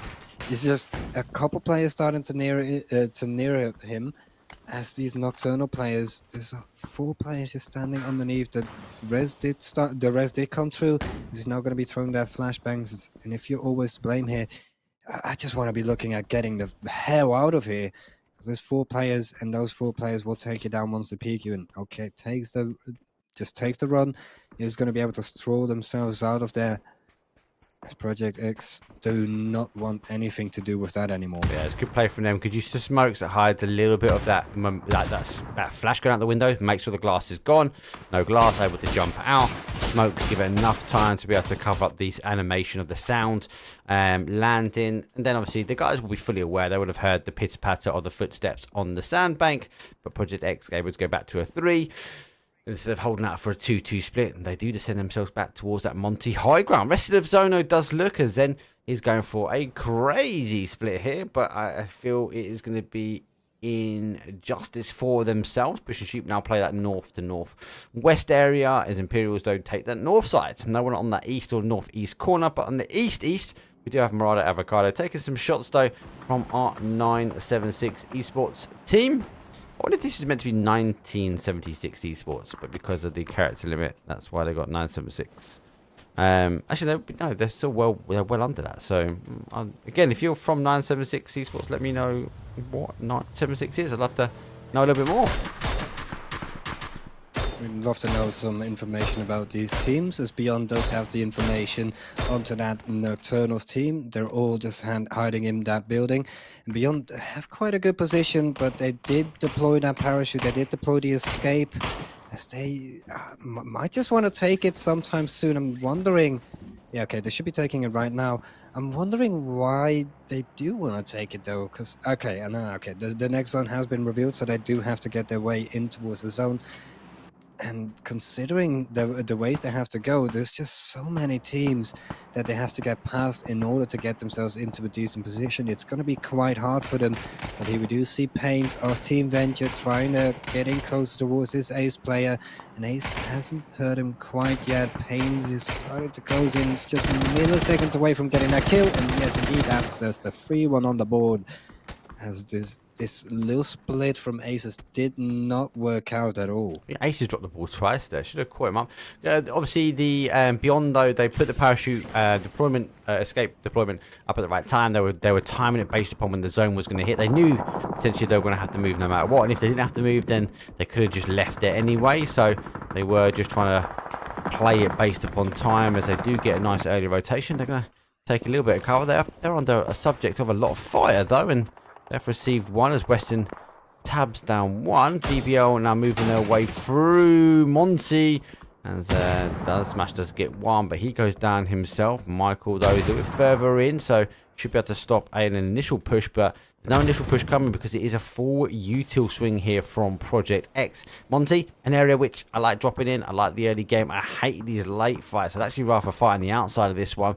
Michael now retracting back as they are going to put themselves back to a 3, and they are in zone, they are in the corner, so they should have an escape if required, depending on that next zone. But it is phase number 3. We are seeing multiple teams now take the fights. 15 are remaining, 50 players left alive, as Imperials have played away from that north side and trying to take a little bit on this east, and have extended out fully as they have wrapped all the way around. They just can't lose these one-on-one fights now. Exactly, they cannot use these anchor players, especially just considering that it's just a lot of space that they will give away once those anchor players do go down. Now Murata Avocado just try to get themselves out of there, but no, will be taken down out of the car, and they will have to concede that space, as Imperials will basically just take that one for free. Nothing really contesting them after they got that knock. Now having a look at August, they do spot out Obey here or Beyond here as Beyond or down one player, left two standing, and this is what I was talking about with that rotation that they made with those parachutes. It's just going to be so hard. It was going to be so hard for them getting in towards the zone and having everyone survive. It might have just been a bit more advantageous to just take the legs and just move themselves into there by running. Might have been a bit more risky, but they could have had more people standing. They could have taken this upper area towards the west side that we do see over towards A&O and between A&O and Push and Shoot. Yeah, it's always hard. Obviously, we can see all the information that lays in front of us, and yeah, they could have run their way in. That the advantages they would have had, information to play on with a rotation like that. As much as we love the emergency pickup rotation, it does unfortunately be a venture to going down here from Borix, but it does be subject to not having that information. They went for the shacks in the middle, 4-man strong in the shacks, and I think they look back at it going, oh my god, the east was completely free and they could have landed up on the east, but they're unable to do that. Teams now descending themselves in. We are seeing the collapse now of these 2-2 splits, especially from a Zen point of view. Murado Avocado, they get on the shift. There's a little bit of rotation. They'll be caught here if they do try and hang on this side, and maybe it needs to be a full commitment. It is their zone, it's their name. Murado Avocado, is at least one of them's in a Murado. I can hear them. There they come, as they are now sending themselves up towards the shack. This is kind of now the play. Smokes go out early doors, trying to give them enough to cover to get themselves in. After all, also on the same, BBL have gone down, so that fight on the other side, and we are seeing after all also send it fully in towards the shacks. Exactly, and I don't like taking those shacks in these later positions. It's just such little cover that you have to play with. But considering, yeah, exactly, they went for that one little shit shack, and the shit shack is basically just death from time to time, to be honest. It's just, there's no real cover to hide between. You just have that little shack, and you have to hope that other teams don't have angles upon it, and AA just took one of those shacks that there was no cover to play around with.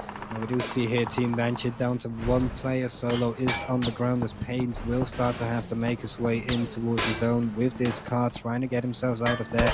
But look at this. It's just every single team is shooting at him. There's no way out, and there's no cover for him to take. It's just a matter of time before they get taken down. Pains now down to low HP, goes for the drive-by. Doesn't hit those shots, and there we go. Team Venture is now out for the count, as Beyond will take that kill basically for free. Beyond using green energy to get themselves in towards zone. No messing around for them. I think a lot of the action now, a lot of these shots we're seeing are going to be towards these cars. These teams trying to time it right in towards zone. Everyone seems to be playing for the shacks though. Beyond stored defenses. Bogati goes down. Full commit now from the team, and Beyond trying to hold himself out for another 2, but can't. Push and Shoot lose 1 on that rotation, but they are now down to a 2-man strong. Let's have a look at SLR over here, as they are one of those teams that are on the edge of the zone, that do have high ground, and they have a compound to play around with. They have such a great position towards the next zone. It all has to depend on where it lands off or where it ends up. There we go. It is not into their advantage. It's just in the middle of the open, where there's basically no cover to play around with. And those teams that are on the outer edge that did have such a great advantage in the last zone, they'll have to rotate in, and they'll have to get themselves in towards a position that is not into an advantageous position. Yeah, it's going to be a fight now for area. So Aces, after suffering or bleeding quite a bit from teams pushing themselves in their story main into 2, they have a high ridge to play now. SLR and our 976s are all going to play for high ground now, and that is without even seeing the teams jumping above. Zen already going for a drop. Interesting to see where Zen land up, but this is the area these guys are going to be fighting for. It's going to be high ground. Imperials, though, they've gone down. 10th place for them. They are going to go down 99.76. They find themselves fully immersed with a Zen parachute squad. He gets one, he gets two. Needs to try and get the final player, and he does. Hold strong, that man. Absolute Someone teardown. clip that, because that's been sent to my video production team. Jeez. Oh my, how did I get away with that? I don't know. That was just absolute gunplay. Oh, okay. This gunplay, it's starting to hype up a lot. Neek's taking another shot towards his Aces team, and yeah, exactly. They're taking the car right now. They want to take that positional advantage on towards these Aces players, as they do have one of the only places with an adaptational high ground towards the latter stages. Now Aces is down, and SLR will basically take that space for free. And with them still having 4 players standing, they've basically cleared out every single team that could be a danger to them into the later stages of this game. And we are into the last 7 teams, and we still have the 2 teams that did win the first couple games standing. August is one of those. August still has 4 players. That last Project X players is down to low HP. Does manage to get a knock. Not able to get the finish, as Apocalypsis is down and out now. Only 1 Project X player standing. So he's going to be trying to... will be able to take that knock, or that knock actually does get stolen by knock. Always blame here is starting to get close in on. This is a matter of time before he gets spotted. Yeah, now he's spotted. Should be out any second now. Oh, actually not. Manages to find another knock, but that knock will go to no avail. That knock might just actually bite Nocturnals in the back for later on, as Oculus is now starting to push in through, especially since West End is so close to them. Might be such a huge problem. I mean, the last Project X player was not able to get that finish on towards that kill, but now Oculus will quite take that. Will take advantage of that by throwing in the nades, by forcing Nocturnals in towards that wall. Oh my god, I just need to get my head around that. Project X was taking the shots, got some good shots though from the push from August. August tabbed him down to pretty much a 2-shot, maybe a 1-shot at best. He takes his stomach, and on the animation down, he releases that molly, and pinpoint accuracy hits that August player spot in the chest though. It was unfortunate a push, but great molly from them. Project X didn't have the numbers though to survive out of this one now, and we do see August yet again getting aggressive. 13 kills already. I was going to say they've been on the leaderboard for a while, and they are back again, back-to-back games from this team. Let's see if they can get the chicken dinner. They were shy last time, but they put the final blow in towards the team Project X that took it away from them game number 2, but they had some high kills. Good flash. Let's pick up. Now down to the final 2 players, and they're not in a good spot here. Knock. They're in a little bit of a sand dune, but with the angles being held from August and SLR now puts them down to that final player, and it's going to be on the hunt on the outside. Duffy now spotting out West End. West End does get down, should be able to get the finish off any second now. West End just dodging and weaving as it does get taken down eventually. The cavalry is starting to close in, but the cavalry will take down Nocturnals. SLR still looking in it to be in quite a comfortable position, and considering that August just lost another player, I do not think that we'll see a win from them if they do not pull off some heroics right now. Yeah, is a stronger push. Now on second, mate, I'm just being asked a series of questions that I don't know answers to. So zone, kind of a typical, trying to work their way in, but August, they just seem to be picking apart a few teams. They have got a little bit of high ground cover, and obviously with our Morado Avocado trying to execute themselves out of the compounds and up the hill. Unable to do so because they are exposed between that August section. If I have to be honest, it doesn't even matter that August might not be able to get the win right now. They're on 15 kills already, and considering the fact that they got 18 points, or no, more than like 28 points or so last game, 15 points this game, every single game, even if they win or not, they're getting a lot of points and they're getting a lot of those on the board. SLR is looking like they're in quite a comfortable position here now, as they will be trying to take down those teams with a couple less players standing, but we're in the top 5. There's only 12 players alive, and the first 2 winners of the day are still standing. Might be on for even more points, but SLR is taking them down. SLR will take down August. There we go. 976 push and shoot, and SLR the last one standing. And 976 and push and shoot, they're both on 2 players, and they're both just caught out in some quite bad positions. Oh, here we go. August, come on, they're a winner in my heart after that game. But we are going to see now our top 3 teams remain. SLR, they got the numbers though. They got 4 on the board. And they do hold quite a large amount of the sandy terrain. 976, they are on the outside. They need to shift their way in. The same as push and shoot. They hold a very, very small shack. Interesting that my command didn't work. I don't know why that didn't work. They have to go for a big rotation round as trying to take as much off as possible. This rotation should be the right play, though. This rotation should be the right play. They might be able to take down one of those SLR players and maybe snowball that into win. One of the push and shoot players does now get down, so those players are caught out in the shack. As SLR still are holding the high ground, those nades should be coming in any time soon. Nick said he's smelling it, he's ready for it. The nade does not quite land. Good. It takes a little bit of damage, but the molly on top of it right after should be able to take down Flash. Yeah, there we go. Flash now down and out for the count. Smoke will deploy. It's at least going to give him some leeway, but SLR are looking to win this game. Push and shoot and 976 are both down on 1 player. SLR only have 1 player knocked and the rest of them are still standing, so they should be able to take this one without any contention. Might just see some heroics being pulled off, and okay, the res does manage to come through from both of these teams, and if SLR do not get that knock, they might just lose this, even though they had such a comfortable position just a couple seconds ago. The barrage of util. They got called for backup to get some more nades in here. It's a good play. The rotation was on point. I don't think they knew the players were that high up, though.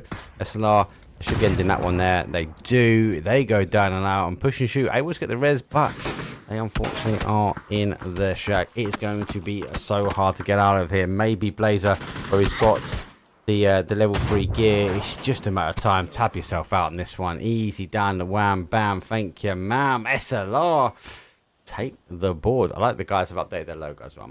I do like that. I do like the change. That's a nice logo. I mean, could have made that in paint within a couple minutes. Never. That's been their logo for some time as well. But SLR, good play. August, though, really the one to talk about because they're just farming kills back to back. They just can't clutch that chicken dinner yet. They're unable, whether they're getting themselves in the wrong position or whether they can't take those last game-ending fights. It just seems like August can't get themselves over the line. But we will take a very quick break. We do have, as this is the halfway point, another 3 maps. So 1 more Miramar followed by 2 Orancles. Have August got it in the tank to put at least 1 chicken dinner on the board? If we can get it updated in time, I'll bring the leaderboard. But for now, I'll see you guys in a couple of minutes.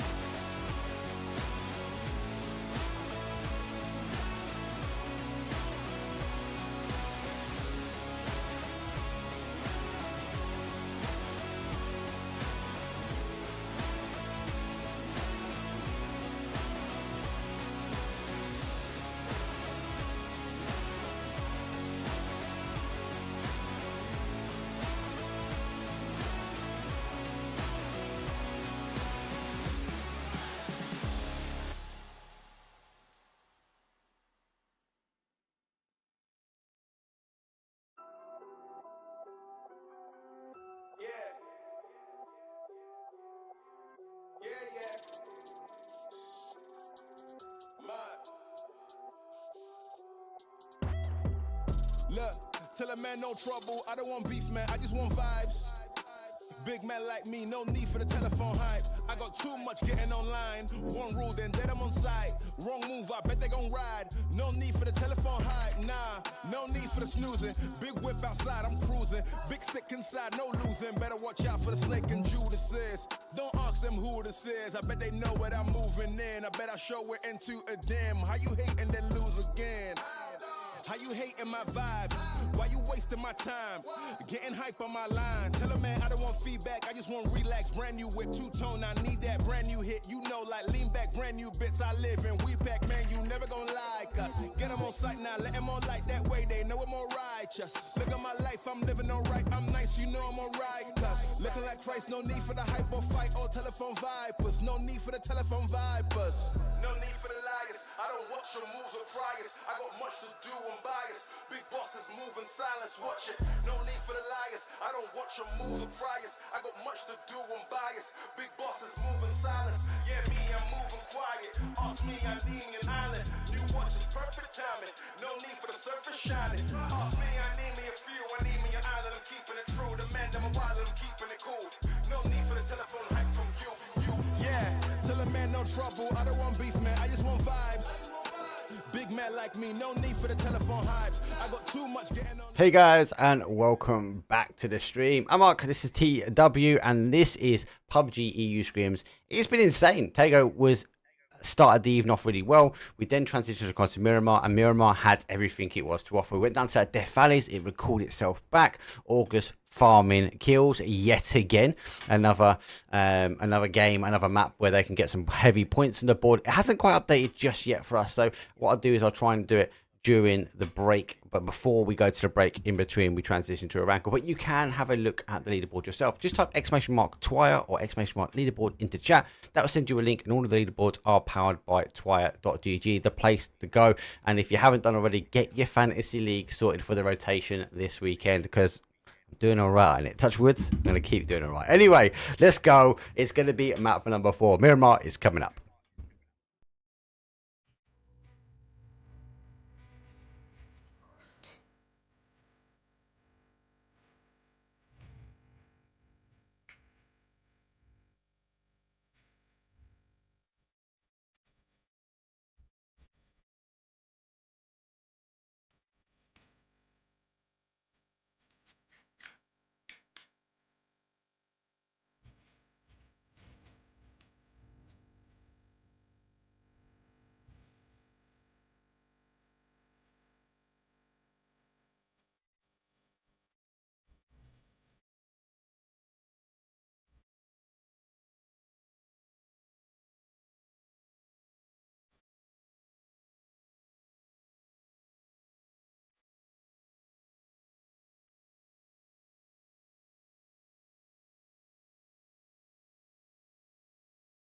Yeah, of course.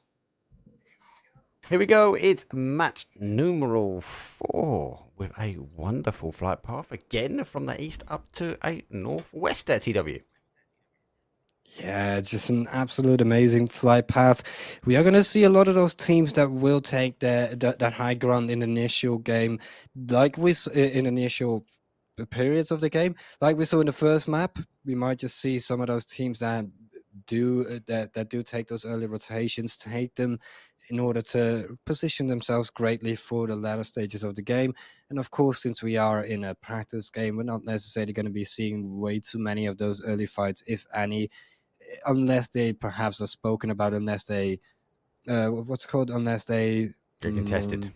Agreed upon taking those fights. Yeah, 100%. Ozone has planes past done dusted. We got a 15 seconds until we get towards that end play. Most teams go their normal drops. So let's have a little cheeky look at the Discord to see where people are making the call, but I think the zone will be the one to tell. It could get, if we get a late one, that El Pozo, Craterfield's not seen one of them in a little while. Might get a north side, that'd be good as well. Wouldn't mind. Could get some high ground. May even get it recalled back to more of a centre in that more Southern Island. Actually, no, we are not. We're going to the island. Jeez Louise, what a horrible shift. That is madness, people. What is today? Well, what is happening? I think that's four. No, that's 3 out of 4 games where we've had about 50% or less, or just a slight bit above of the play area being available. It's just been absolute madness, but of course it does make for some fun games from time to time. Oh, what? Is it going to go to the island? Do you know what? It might not go to the island at the moment, right? Because I mean, there is a little randomness about this, okay? There is a little fight happening on the outside, although it's going to go. They're going to knock it. They should let him res it as well. Actually, I don't know. That it's quite close to that zone, so it might not. I might get a ticket raised. I'm definitely going to get a ticket raised. Oh. So it could play back here at the moment. There is more down here, which you kind of would expect it to come back to. The reason I'm thinking that is where does if the center zone goes here next, then yeah, the island's in. But if the center zone, no matter where the center zone goes, we're going to see the island in. But if it recalls up a bit higher, you'd expect it not to start losing the island. It would have to go heavy down this side. And for those, so I'm waffling, right? Twy.gg. Go back after the game and go to the actual game itself, and you can bring up a map. You can then put the circles on if you don't know. If you get yourself a premium account, you're able then to put the circles down, and you're able to go, okay, this is zone number 1, and it gives you the right size for zone number 2. The middle of that zone number 2 has to go on land, on playable terrain. There's a little bit of unplayable terrain here, but mostly around here, it's all good. We're going to be okay. We're going to have a playable area. So I wouldn't be surprised to hear some teams to be thinking about the island at the moment and going, do you know what? It might go here, so it might find some more teams position themselves around. There's a hard spawn boat, maybe capture the hard spawn boat. Or it might be a case of, hey, get yourself as much util as possible, and that is med. So maybe we're going to see some later rotations, because if it does go to the island, we see some teams just don't commit to it, and they will just go for a fight. Teams which I think will commit to it will be our After All team, as we were running the PEC, the actual the actual end of last year, the big event. We got the cast, me and Gibson, the round of 16, and our first game was the island, and it was insane. We had like 1,000 people watching us, or 1-2, and it went to the island. And two of the teams, one of them was After All, they started with 3, and question mark went to the island first, and they were the last 2 teams surviving. Oh, that's interesting to hear. I mean, I've never been able to cast an island game though, so hopefully we might be able to get one of those now. It's been about like, how many casts has it been already? It's like 4 or 5 casts, and we've not had one single island game. Hey. So hopefully we do get one today. It's weird, mate. I don't know why it's me. I seem to get them. I just think it's the amount I cast. I don't know. I enjoy casting. I try to cast 3 days a week, like on PUBG, like at a minimum. That's without any other jobs, right? So I think it's just time served casting PUBG. Is just why exactly. I get it, I think. I feel like it must be time. I mean, you could have a little. You could have that caster curse on you, to be honest. I do seem to have one myself. Nothing wrong with that, mate. But I just have them in terms of me predicting stuff, and it just goes the exact opposite way. What I did like about the last island I got was we got a whoa bosh. Oh, straight over the top of him. SLR game number 3 winners going down and out there. What I would say, the last one I got to cast was the when it actually introduced the parachute drops. So, what I will say is that instead of where the teams had to always swim across, they're able to use the rotation with the emergency pickup. Yeah, and that will just make sure that those teams are able to get themselves a bit in there just a bit more safely. But even as well, it will give a lot of space away. But let's look at this fight. SLR is starting to take it back. Only one SW player, Smoke Wall, no, actually 2 Smoke Wall players standing. It's these 2 teams, they're just trading players bit by bit by bit. Only Zerpy and Airfried standing for the Smoke Wall side.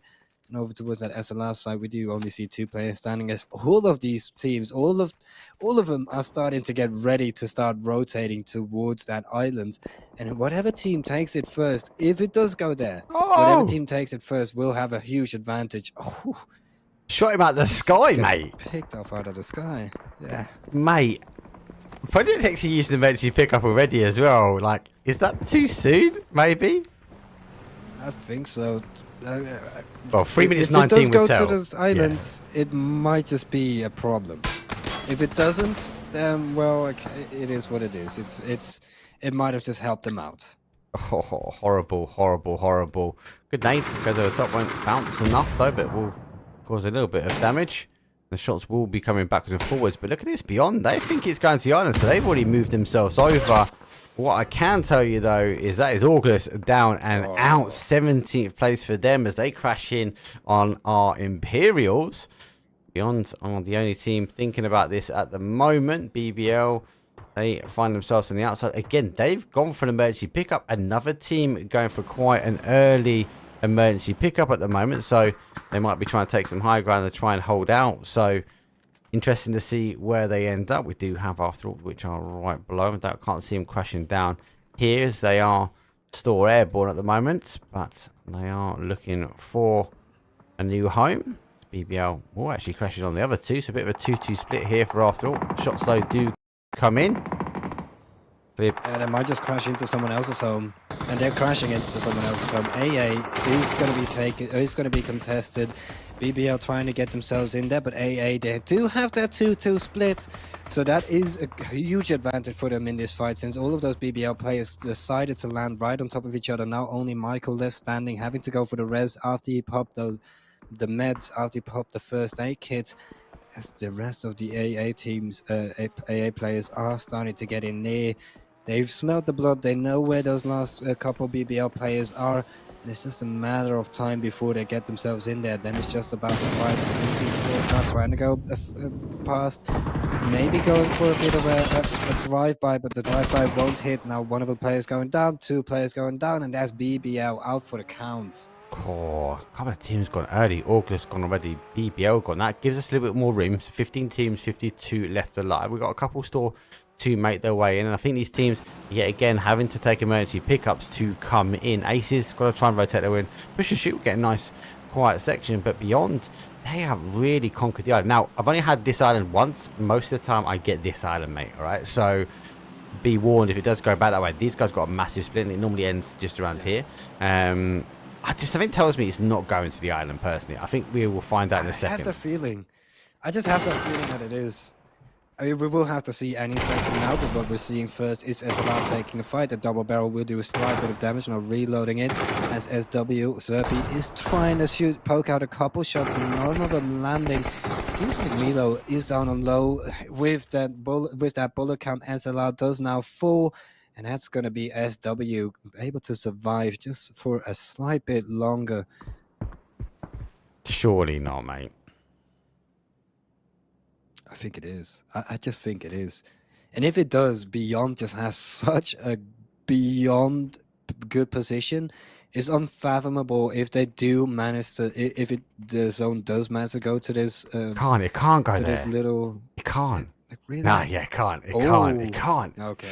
You'll be right. If it was a little bit over, so the center's here. If the center was here, you would see that in, right?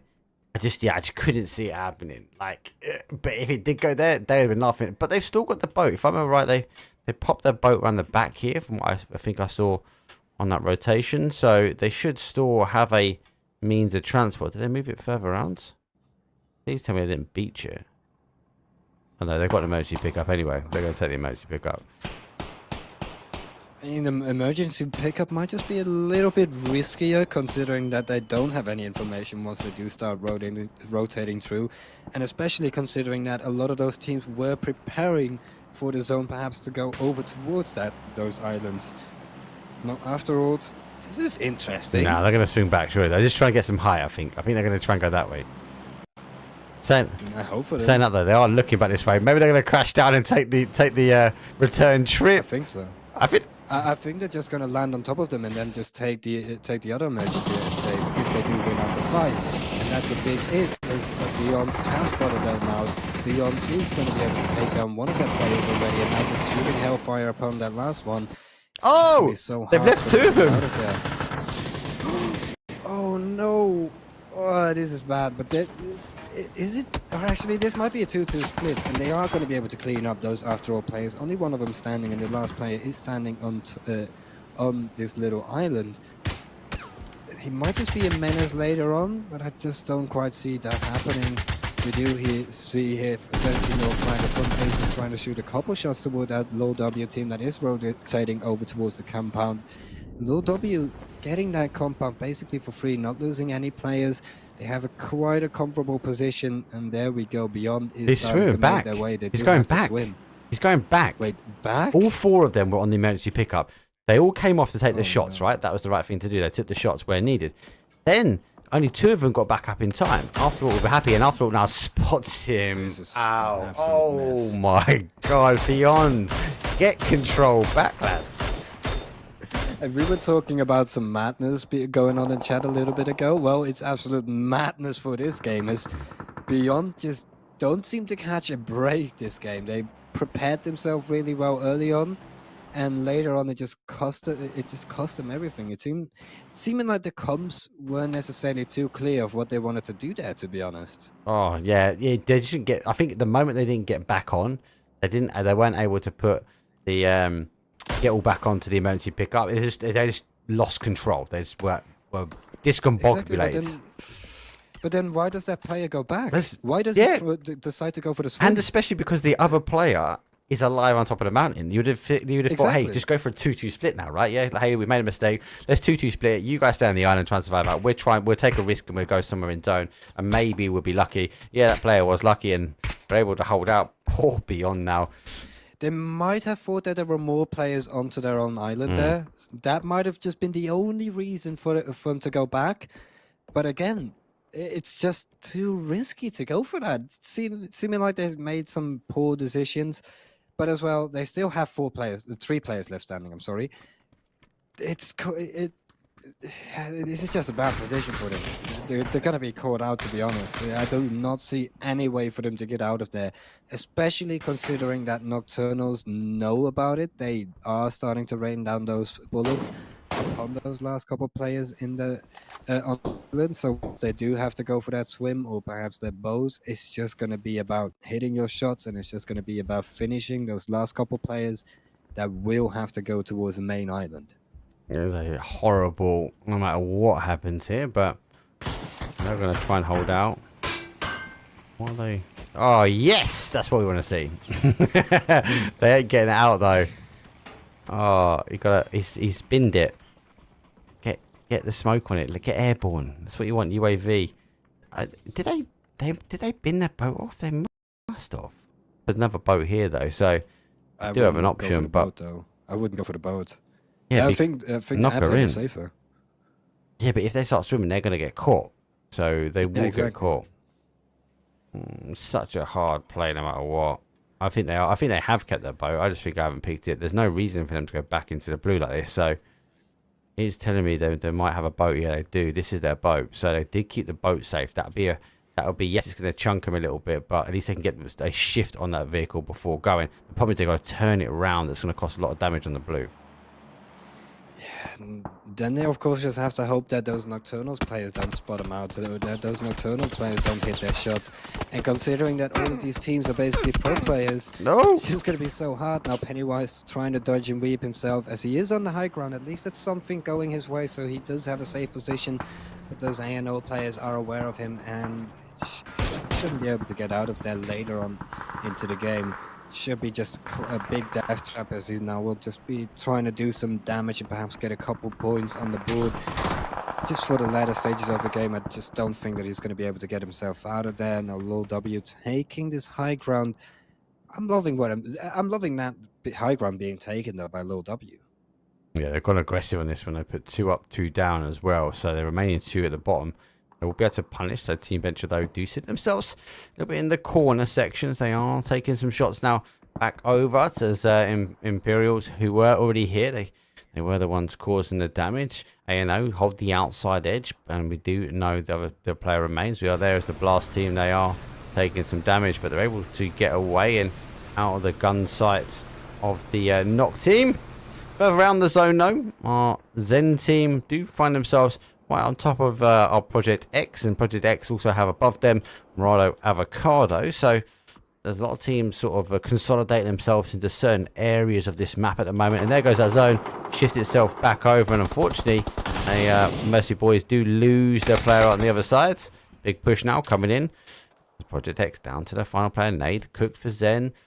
As it does, see, of course, the damage doesn't quite. The damage comes in from the barrel. Tries to get a point on the board, but unable to do it because Murado Avocado. They finish that up and they're trying to get the steal. Not enough in it. Zen should be able to get the res here, but Murado Avocado, no, they can hear. Don't think they know. They should now know that that is a player knocked, and that means there's a secondary player knocked, but just don't have the information, the intel as to where this team is. And I wouldn't be taking that risk either, especially since one of those Murado Avocado players has been downed. And I do not think that he's in a position to be res anytime soon. Zen is just going to be trying to get those players back on their feet with the smokes, trying to get a little bit of extra cover. But look at this, Nocturnals might have an angle upon this, especially considering that smoke they should be able to spot that smoke. I think that smoke actually might just be a big more of a problem than it will help them out. 360 jump. Are taking some cover, so they were taking the shots at the individual, but unable to get the knocks, and they are having to duck themselves back in as Mario Avocado had that play a little bit further up. Smoke will do go down. Then on the bigger rotation now, they are playing through the middle. Then threading the needle slightly. We'll see what they can do here. Take some shots, does get one on the rotation. They might want to get that engine going again. Zen will continue on this rotation on this east side.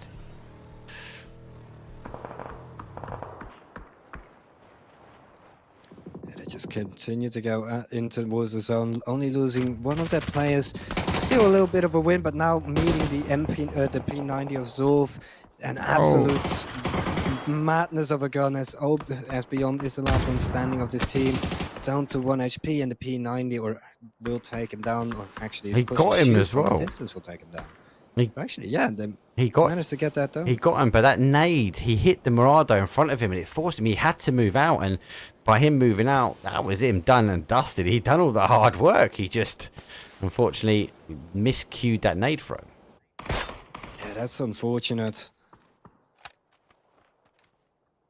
You see Nocturnals trying to poke a couple shots toward that Murado Avocado team that has the high ground, that has such an advantageous position towards this end. Oh, actually, look at this. Two of the push and shoot players are down on the ground, and they are in a bit of a split. So I do not see any way for those two players to get back up on their feet, and especially considering one of those players has a P90, that's quite a huge loss to take. You'd expect him to be spotted out any time now. They are moving their way over. If the LoL team does get a little bit further over, they will pick them up. But no need. Knock does get one. Zen gets the other. And push and shoot have to recall back to their single shack. But it is in zone. The zone is continuing to descend down to this north side of Impala. And Imperials have to play through. But these teams might want to commit to leaving. It is one as Knock are already on the rotation out of here. They are putting themselves into a little bowl in front. Will be a playable area. They will be aware multiple teams are here, Team Venture being one of them. Imperials are fully aware of that, and looks like we're having a bit of a taxi service because it's only a two-seater car, so multiple trips having to be taken now. Surely, yeah, let's say it's only a matter of time before they get picked up here. Shots go over the top. Final player now from Knock is laying low. And the ball's the one and only. This guy actually gave me a cast really early on PUBG PC. It's a big shout for him. Keezy, the one in chat, is the one who actually got me to casting completely. Ooh. So interesting to hear, but here we do go. Dodging the cast! Going to go for the pick. Oh! This man is avoid getting driven over by those cars. Does manage to take another one down. The cavalry is starting to get in there closer and closer. That what's called that taxi is starting to. Is going to have to be picking up that last player. Hannibal still standing. Murado Avocado now down to one player. Small talk here, just trying to defend himself from all of those shots coming from all of those different positions, as he is in quite a difficult position at the very moment. Nocturnal's though running into Zen, and Zen is going to be able to get that 1 kill on the board, but Zen is still only 1 player left standing, so if I was him, I would take that kill and maybe finish it, and then immediately get yourself out of there, because else the rest of the team will start to arrive. Now, Low W is still holding the high ground, but they are now down 2 players, as they did go for that 2-2 split, 2 up high, 2 up low, and this 2-2 split does kind of pay off, because if they did go for everyone on the lower ground, it could have definitely been a worse position for them being at this very moment. Yeah, and with 2 low as well. Anyone that creeps up on them on this north side, they would have been picked up by those players. They're just unable to provide the cover. You'd have hoped that the guys would have been able to stop a team like ANO wrapping their way around to them, and I think this is a matter of time. The massive downside for the high ground is losing the amount of damage they do. And look at that, they've lost the lid. Level 3 vest is pretty much tanked. Level 2 vest is tanked for the F1. Lid's pretty much gone. You just become this beacon. Yes, you might be able to get some damage, but they've not really got that many kills. They've only got 3 out of it. Yeah, exactly. This 3 is honestly not enough. They could have just gone for like a full high ground hold, to be honest. They could have definitely paid up more into their advantage now into the later stages of this game. Now Ting, fantastic one tap onto that player. Of course, still holding the high ground, so shouldn't be able to get finished off here. Should be able to get rest up. But considering the fact that there are 2 players up there, they've been taking a lot of incoming fire and they've had a lot of damage. Got to be worrying about if they even have the meds to keep on going for these fights. Yeah, all it's going to do is allow ANO to just move slightly, and then they've got to do all the hard work of getting the heads. Are always going to pop up, and when you've got no lids up there, at some point they've got to think about coming down. Now, with the zone position it is, for me, I think they just need to stay low. Just get low. No one else is going to get you now. Watch the skies above and just let some of these teams roll down. We're not even in the point pot yet. 9 teams, 20 left alive, and with phase number 6, it is a condensed area here. Team Venture, they've been trying to hold off and trying to work their way down. A couple of shots backwards and forwards, and great teamwork though. Identifying Vorex, he goes down. That might be enough now for the team to push. Fortunately for Team Venture, they can't really focus too much on focusing on one solo team, because they've got multiple around them. All of them have got a job to do, and with that player knocked, will allow our Imperials Esports to push in on this sort of south to southwest corner. Yeah, Imperials, in my opinion, they're looking like one of the teams that might be able to take this win, considering that they have no teams behind them, no teams that might be coming in from behind, that might be just slowly creeping in on them. They have that position where they can just hold the front, play together, and just solo out those players. Now here, Aces, 17-year-old Franker takes down 1, but immediately is traded out from the back. Low W, still holding the high ground, will be taking that kill. And Low W as well, in a great position, considering that the zone in this phase 6 is still on them. Sometime soon, they do have to go away from there. Now, 1 player is knocked and 1 player is down to 10 HP. But again, it's the high ground. No one can really get up there, and you can't really toss a nade all the way up there. So it is just going to be able to rest themselves back up time and time again. But again, considering they've got no meds now. Exactly. They've got no meds now. Exactly. This is what I mentioned a little bit ago. Yeah. They have that high ground. They are taking those peaks the entire time, again and again and again. But them taking those peaks will, of course, make sure that other teams can lay down fire upon them. They can just tag them, chip them down bit by bit by bit, and eventually those heals will run out, which they did. And now they're in a horrible position, because once they have to drop, if they don't have a glider, if they don't have a parachute, it's basically game over. Yeah. Now, next zone is revealed. As we do see, again, this is perfect for Imperials. This is perfect for a team like ANO that is all the way on the top right there. There's just a couple teams that have horrible positions, like MK here, like Team Venture here, that are just caught in between a rock and a hard place. They might be able to fight with each other, but they've got to survive an onslaught of teams trying to get on top of them. It's going to be backwards and forwards. Mate, go back to our low W's. At some point, they should have gone, hey, let's stop fighting and just hold out. If they get the knocks here, they might need to make the push. But They've got to kind of clear a team out because they need to, no matter what happens, they need to get themselves to a box at some point. No, losing one. There goes that second one as well. It's getting caught running in. So, not are happy and they'll be okay. Even a parachute onto somebody's high ground in the zone still might even be fathomable, but it's a matter of time. Just lay low, lads. Lay low.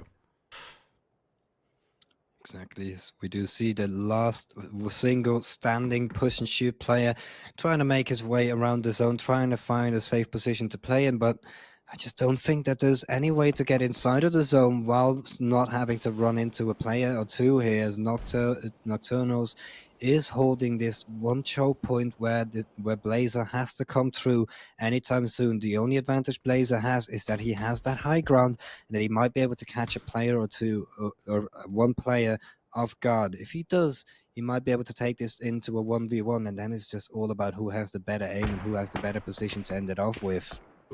Okay, they're clearly looking for more gear still as well, right? They're risking carrying out their hard cover to go find some stuff. They're running dry as well. They're util wise and obviously armor wise, so not able to find anything. They're now going to try and work their way forward. Shots they do come through, and all of this time is going to be helping Blazer working his way forward. Now identifies a player at the top though. He doesn't. He has to take that risk. He knows he doesn't want to take that fight. Because the good thing for Blaze is though they're both on 1 HP. Yeah, he does go for the shots. There we go. He gets one, but that is going to give it information now. They know once he knows there's a player out to his east-hand side, as the shots now do come back his way. Blazer having to jump himself down, puts himself in a bit of cover. He sees the crate a little bit further around. I think he'd be tempted by that one with a level 1 lid. But actually, from both these players here, I would actually argue that he might be a bit more stacked up compared to them. Smoke goes through. He tries to block out the bottom wall, the bottom door. Does catch a player having a little peeky boo around the corner. Brief fire comes through, but Nox says, no, I need this one. And Lowell taking a little tumble. Ooh, yeah. You have to jump at a certain height to be able to get that parachute to go up. But able to get the parachute up. They have a little ridge now. But if I'm right, the ridges are not far off. They will be able to see him. Depends if they want to climb this little bit, this little beast. That'll be in short destruct. No, I think from A&O. But A&O, they've been grinding their way into zone here. It's not been easy for this team. It's definitely not been easy since they had such a bad position. Every single time, every single zone, they've had to move themselves in closer and closer and closer, taking more risk by the zone, as they do have to make sure that those teams that are inside of the zone, that they don't have those sidelines upon them. If those teams did have the sidelines upon them, they could have definitely lost a couple of players, but still, them having 3 players there standing is a huge W for these last couple of zones, for these last couple of fights that will start to come through. How much ammo they got? 42 rounds left. Oh, this is... Oh, what? They're just completing their resources. At what time do you just go, lads, stop shooting, stop peeking your heads out? You've got no meds, you've got no ammo, you can take the fight, and there goes another knock. It's like, is this a race to find out how many times you get? Look how quickly he's bleeding out now as well. And the thing is, though, they can only take fights. They can't get themselves in towards the zone.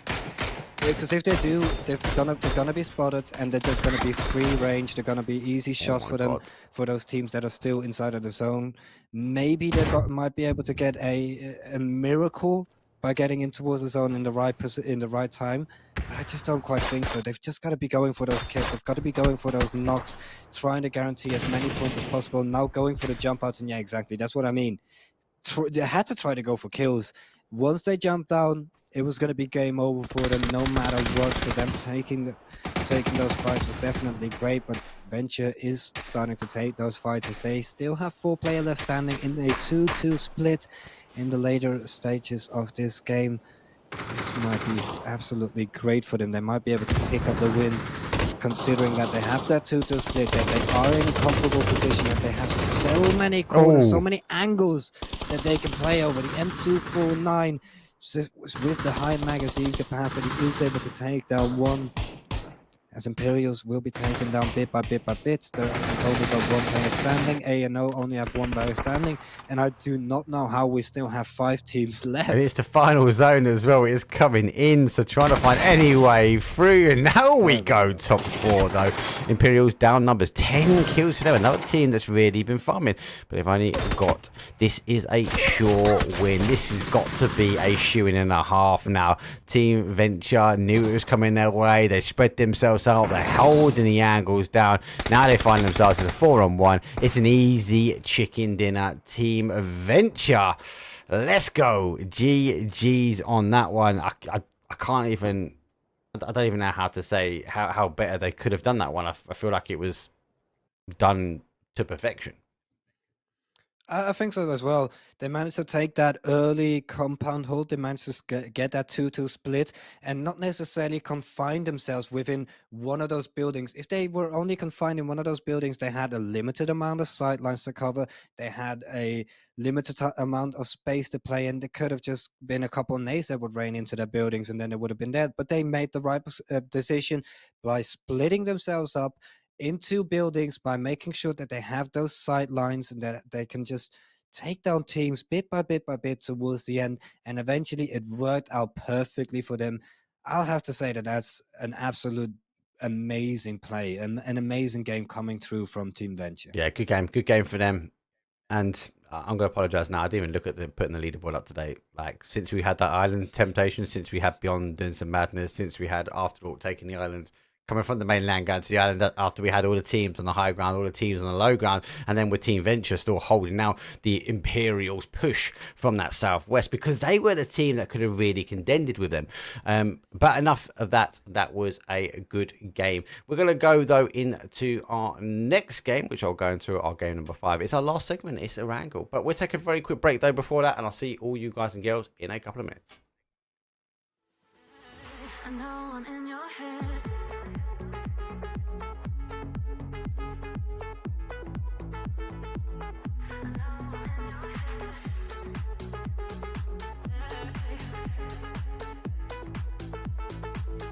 I know I'm in your head.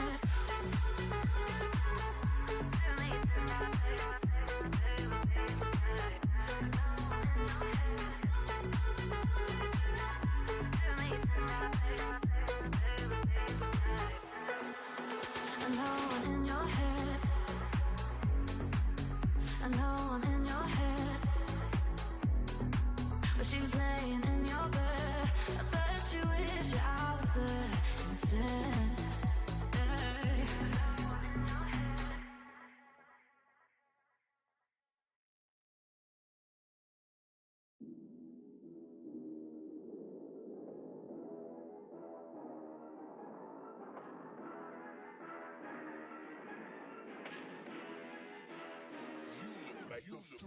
Really, y'all don't know this, y'all in danger. I'm a threat. I'm a gamble with your life, 'cause you know that it's a bet. It's a bet. You know I ain't letting up. My foot is on your neck.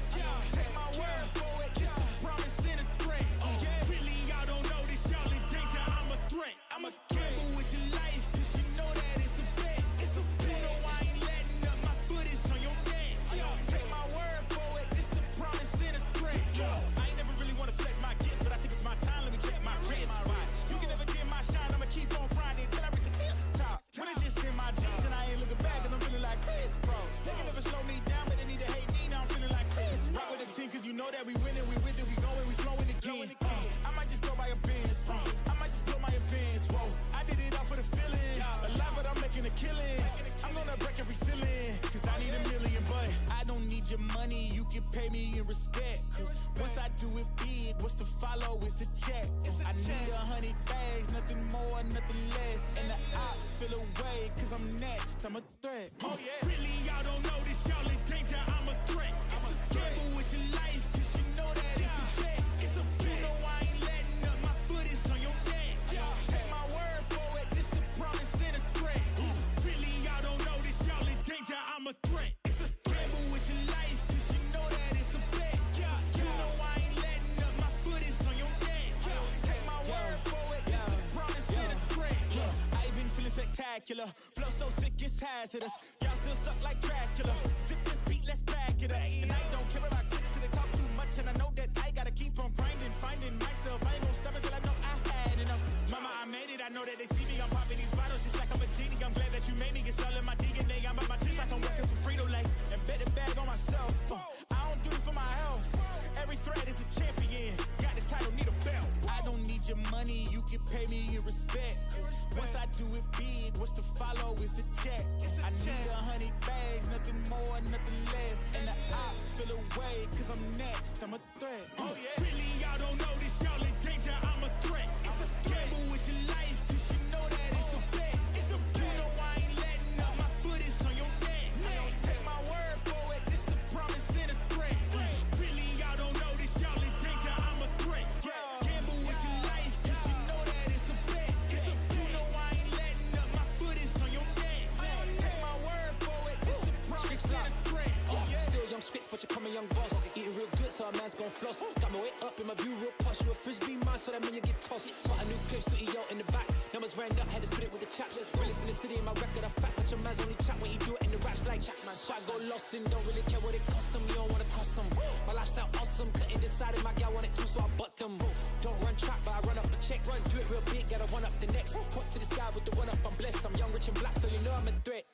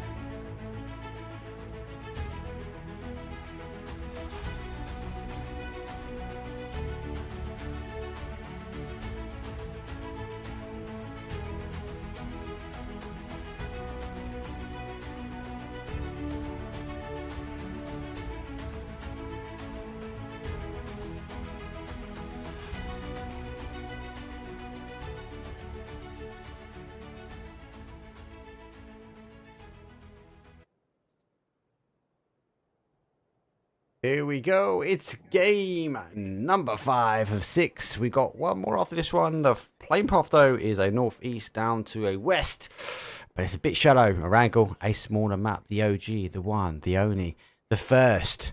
And with it being a smaller field of play, does mean that a playing path like this will cause a few issues. But they should be able to spread themselves up because they'll be able to extend over to those hard spawn cars and rotate maybe to the normal drop zones. But not a bad flight path. I'm hoping for a Georgie. I'm hoping to maybe get that islanded, but the zone's been a bit crazy for us already.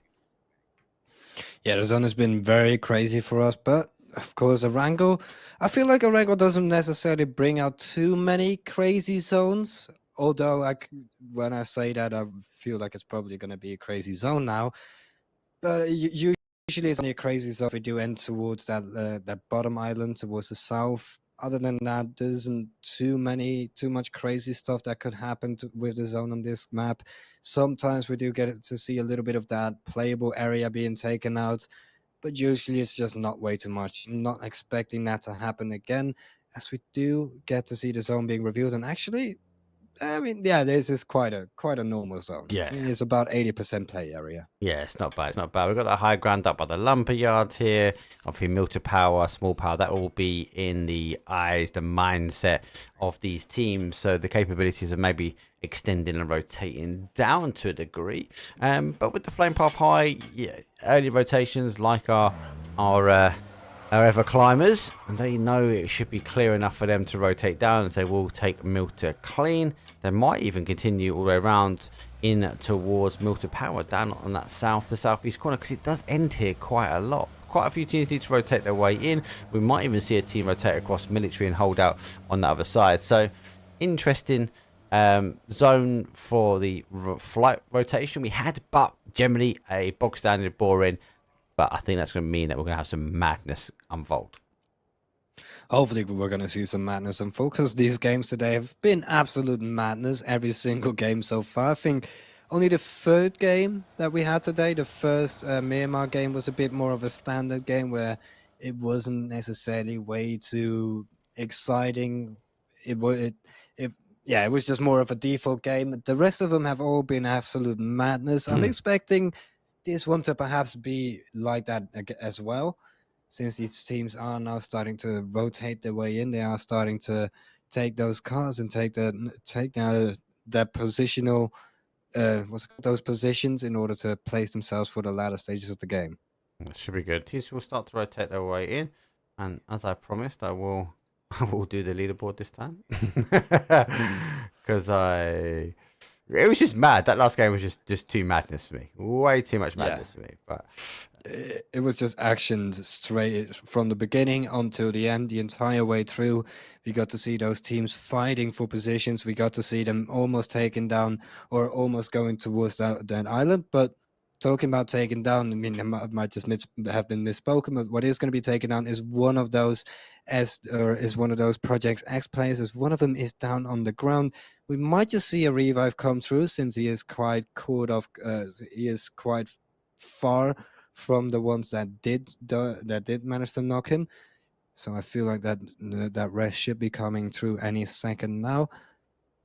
And especially considering that AIM is not trying to take that fight, they are just trying to take the cars in towards the zone.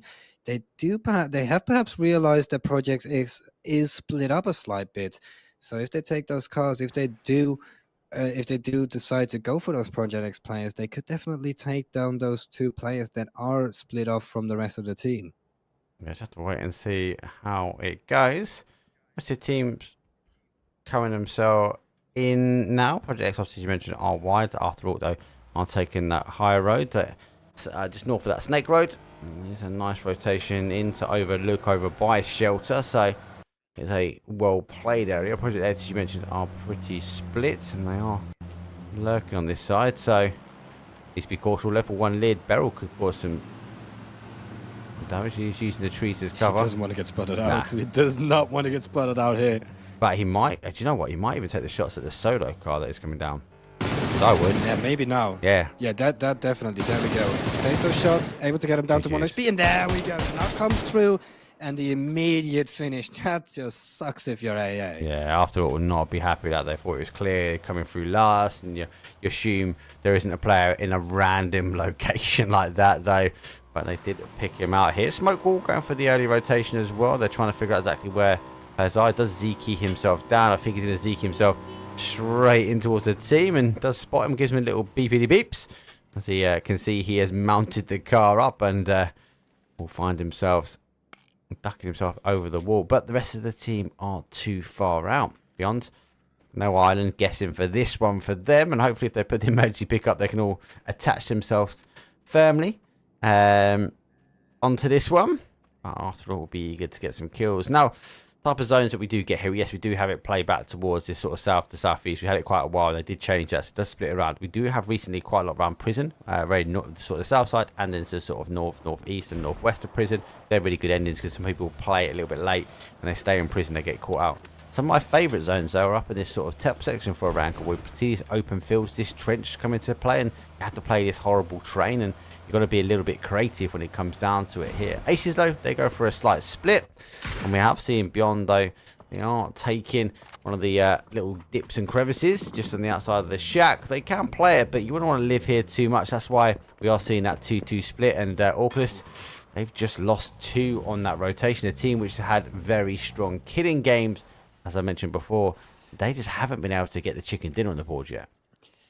This just seems to be the problem for Orglas from time to time. They are such an aggressive team that they have an absolute great game, a great day, where they are able to rack up those points, where they're able to rack up those kills and perhaps place themselves in towards a good position in the final zone, or they just have an absolute ball out of a game where they just fall immediately, and where they immediately are down and out for the count. As they are now down 2 players, they have to really get themselves in, or they have to just contest and make sure that they can hold that little compound that they have, especially because considering that Project X is on their heels, and Project X know where they are.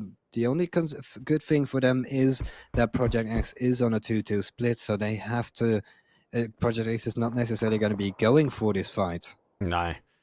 again, just eager to have a look. So probably jump on the map. I'm seeing where Team Venture, our German team, rolling in. Obviously, A&O the same. They're all coming in this top side.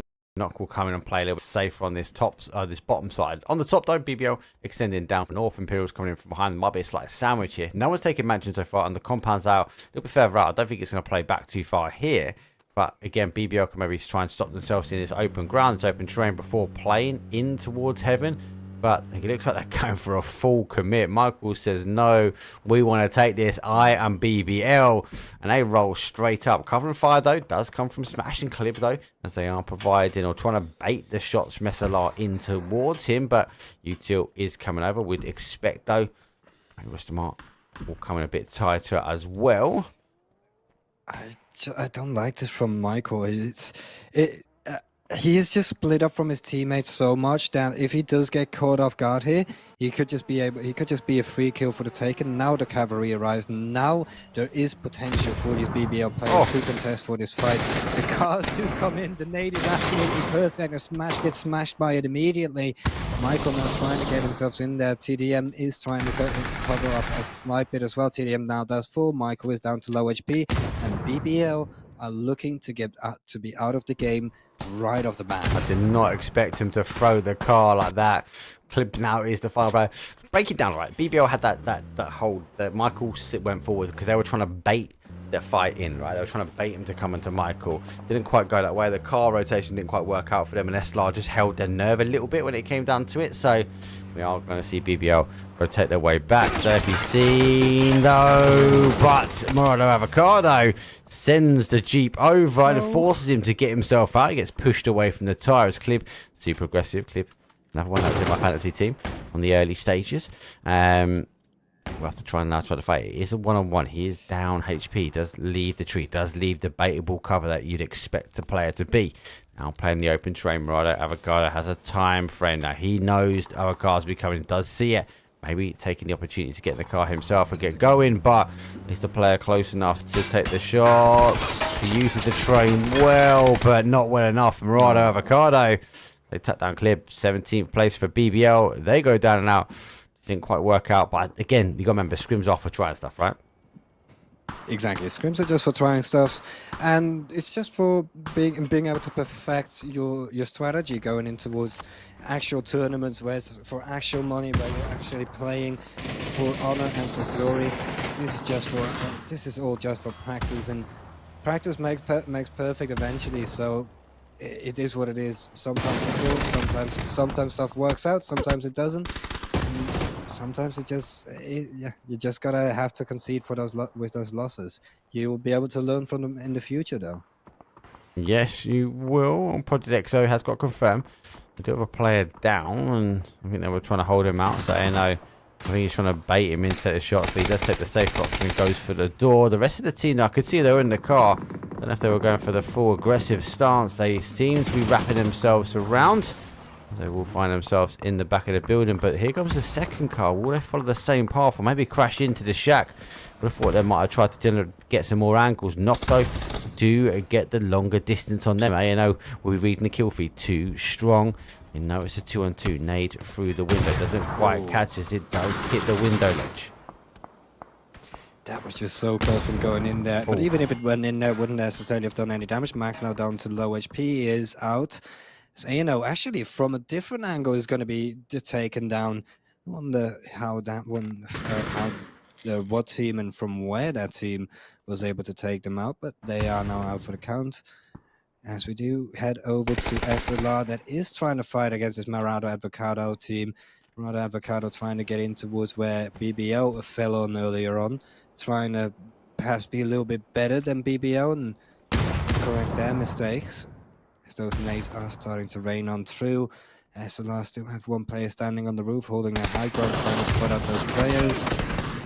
Morado Avocado, only one player in here, and eBay has to sell something as he isn't able to get anything. It's just going to be falling down, leaving it all up to party, and it's just seeming like SLR have such a good hold on this compound. Nothing can take him down. And that's the second team to fall to their hands. Mate, I'm thinking this is game 6. I actually had to double check to look if I've typed the wrong game number in the top corner, because it feels like a game 6 at the moment. But we've got 14 teams, phase 2. The last game, TW, we had like was it 9 teams, and it was the final zone. Like, Yeah. talk about a completely these everyone's dialed in. Everyone wants this now. This is the thing. They are getting the aggressive stance. They're getting the aggressive push, and they know there's only 2 games left to go beyond recording back after they've lost a couple. Bit of a backwards and forwards between these 2 teams. A little bit more space. SLR, you're right. They have held the outside and push and shoot. Get a drop landed straight on top of their compound. So gonna hopefully is a care pack drop. So they placed it well. Zen is having a little cheeky look at it. I don't know what it is. I don't know if they've got it yet, but it's an MG.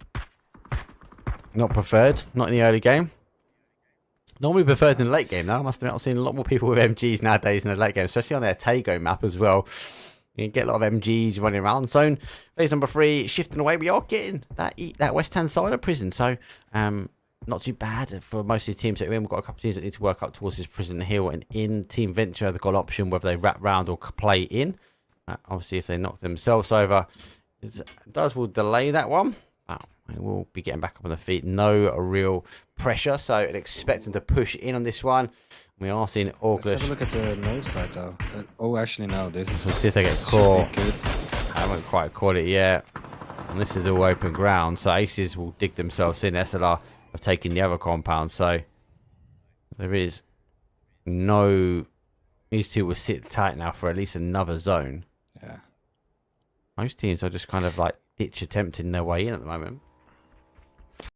Yeah. Going back to what you said with this map, with this seeming like a game 6, I feel like a staple of Erangel, especially considering it's such a small map, is the fact that it's just such an aggressive map. It's such a small map, so you have such a little play area to play over. You're going to have to be able to play very aggressive on a map like this.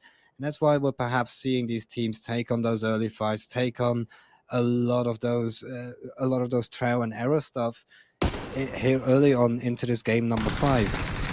Now what we do see is Venture trying to take on the fight on towards Beyond. 2 of them have already fallen. 1 is knocked, so at least they might be able to take that one back. The nade just does a little bit of chip damage on towards one of those Beyond players. In the meantime, Auglers, they're down to their last 2 players, but they've been able to take down AA just quite cleanly. The AA was still 4-man standing, so those 2 players are worth their weight in gold. Now Team Venture trying to get themselves in closer, as one of the Beyond players has already fallen. If I'm not mistaken, only 1 Beyond player still standing, and that player is down to low HP, hiding behind the couch, will now be taken down. And there we go, Venture making sure that Beyond is out. Zen has heard those shots, and Zen is starting to get themselves in closer and closer. Oh, 2 powerhouse teams here. Zen has gone for the third party action. The other player quite far back, so he needs to get himself in. They don't have the information that's required, so unable to capitalize on that knock though. And did they even get there? They haven't got Pains back, so they are down to a 2 now after our last game for Mirar, game number 4 winners. They are 2 kills, and looks like the Zen team wants to close in on ensure they get finished off now. They're having a little cheeky look around, but it was a denial of information really, which was key. A lot of these teams are starting to loom in towards this fight. A lot of these teams wanting to third party this. And with those teams starting to get in closer and closer, Zen starting to throw those nades, so that should be an indication towards that they want to take this space, they want to take this fight against Venture, but they've just cut that. That's the right call. That's the right call. Yeah, that's the right call. Exactly. Venture have to rotate in towards them. Venture have to try to get past them. And considering, I mean, there is a good amount of cover here, but if they have that high ground, if they hold that one building, Venture has no way in towards the zone now. Yeah, they're either going to have to go really, really far to that east-hand side, take the hill, and go very northeast. They've got a lovely bit of cover there, depends on the car and the stability of it, or they come round towards the south side. If they come south, they're going to find themselves into this battle here. They already know there's a team here, so there is an element they've got information though they could play over here, but I don't know if they know exactly if they got the lurking players. For me, it's going to be a wider wrap, but they are getting caught now on this wrap as Zen know the Zen foot fell back to that position, to that little trench, enough to kind of bait in the team, and I think we might just see maybe tap out, maybe just let it go. I suppose you've got the med, so maybe med out and let the team roll back. Really depends. There's a lot of action happening on the other side, so we will come back to that one, but our knock team are pushing on low W's. They are able to reach themselves up here. They are down some numbers though as they are pushing through. And if they know exactly where the players are, as low shots though do come right out, don't hit the confirms they need a final player now as the nades go over the top. Now trying to explode, does have the hard cover, but unable to connect those final shots to get the player down to a 1 HP. We are now seeing Zen. They want to get involved. This team's eager to get some points at the moment. Yeah, I feel like Zen might just might have been able to find a name. They might just want to change themselves to absolute destruction, as they are starting to destroy every single one of these teams that do want to try to rotate in towards those zone. I really love their name. I'm able to do a lot of little word plays with them. No. Oh no, that hurts. No. That sucks. It was so bad. He ran around in circles. I pick it up. Oh my god, he's still alive. He needs cover from his team. Oh my god, they're throwing a nade back on top of each other. That's going to be... Surely you can't... Oh my god. I was seeing them 1G each other. Oh my... I didn't know if it was the molly, if it was going to be the nade. Should be able to pick up one of them if he's trying to figure out exactly where the players are. Oh, the M4 rattles through. Scooter turns back round, causes destruction, knocked down to their final 2. High ground taken by Zenzen, able to recoup himself after that little bit of a misutil throw, and they should be exposed. Let's hear the pitter patters of the foots on the outside. Nade primed and cooked, but no need for the nade. It does go down to the final player as Hannibal gets caught out, but it's 9-7-6 though, wrapping around the blue. The other side, phase 5, 8 teams. We got less teams than we had on phase number 9 last game. Last game, and 9-7-6 are starting to make their way in towards Zen, but Zen still holding the high ground. So if Juliet really wants to get in there, the steps might be heard. It might be heard being climbing on top of this hill and climbing on top of these rocks. As Zen, actually, they don't quite seem aware of it. He might be able to take down one player for free, but once he gets spotted out, there's just no way out of here. Push and shoot, I got him from the other side, so it might force him round a little bit. But oh, he does take some shots, so he is known now.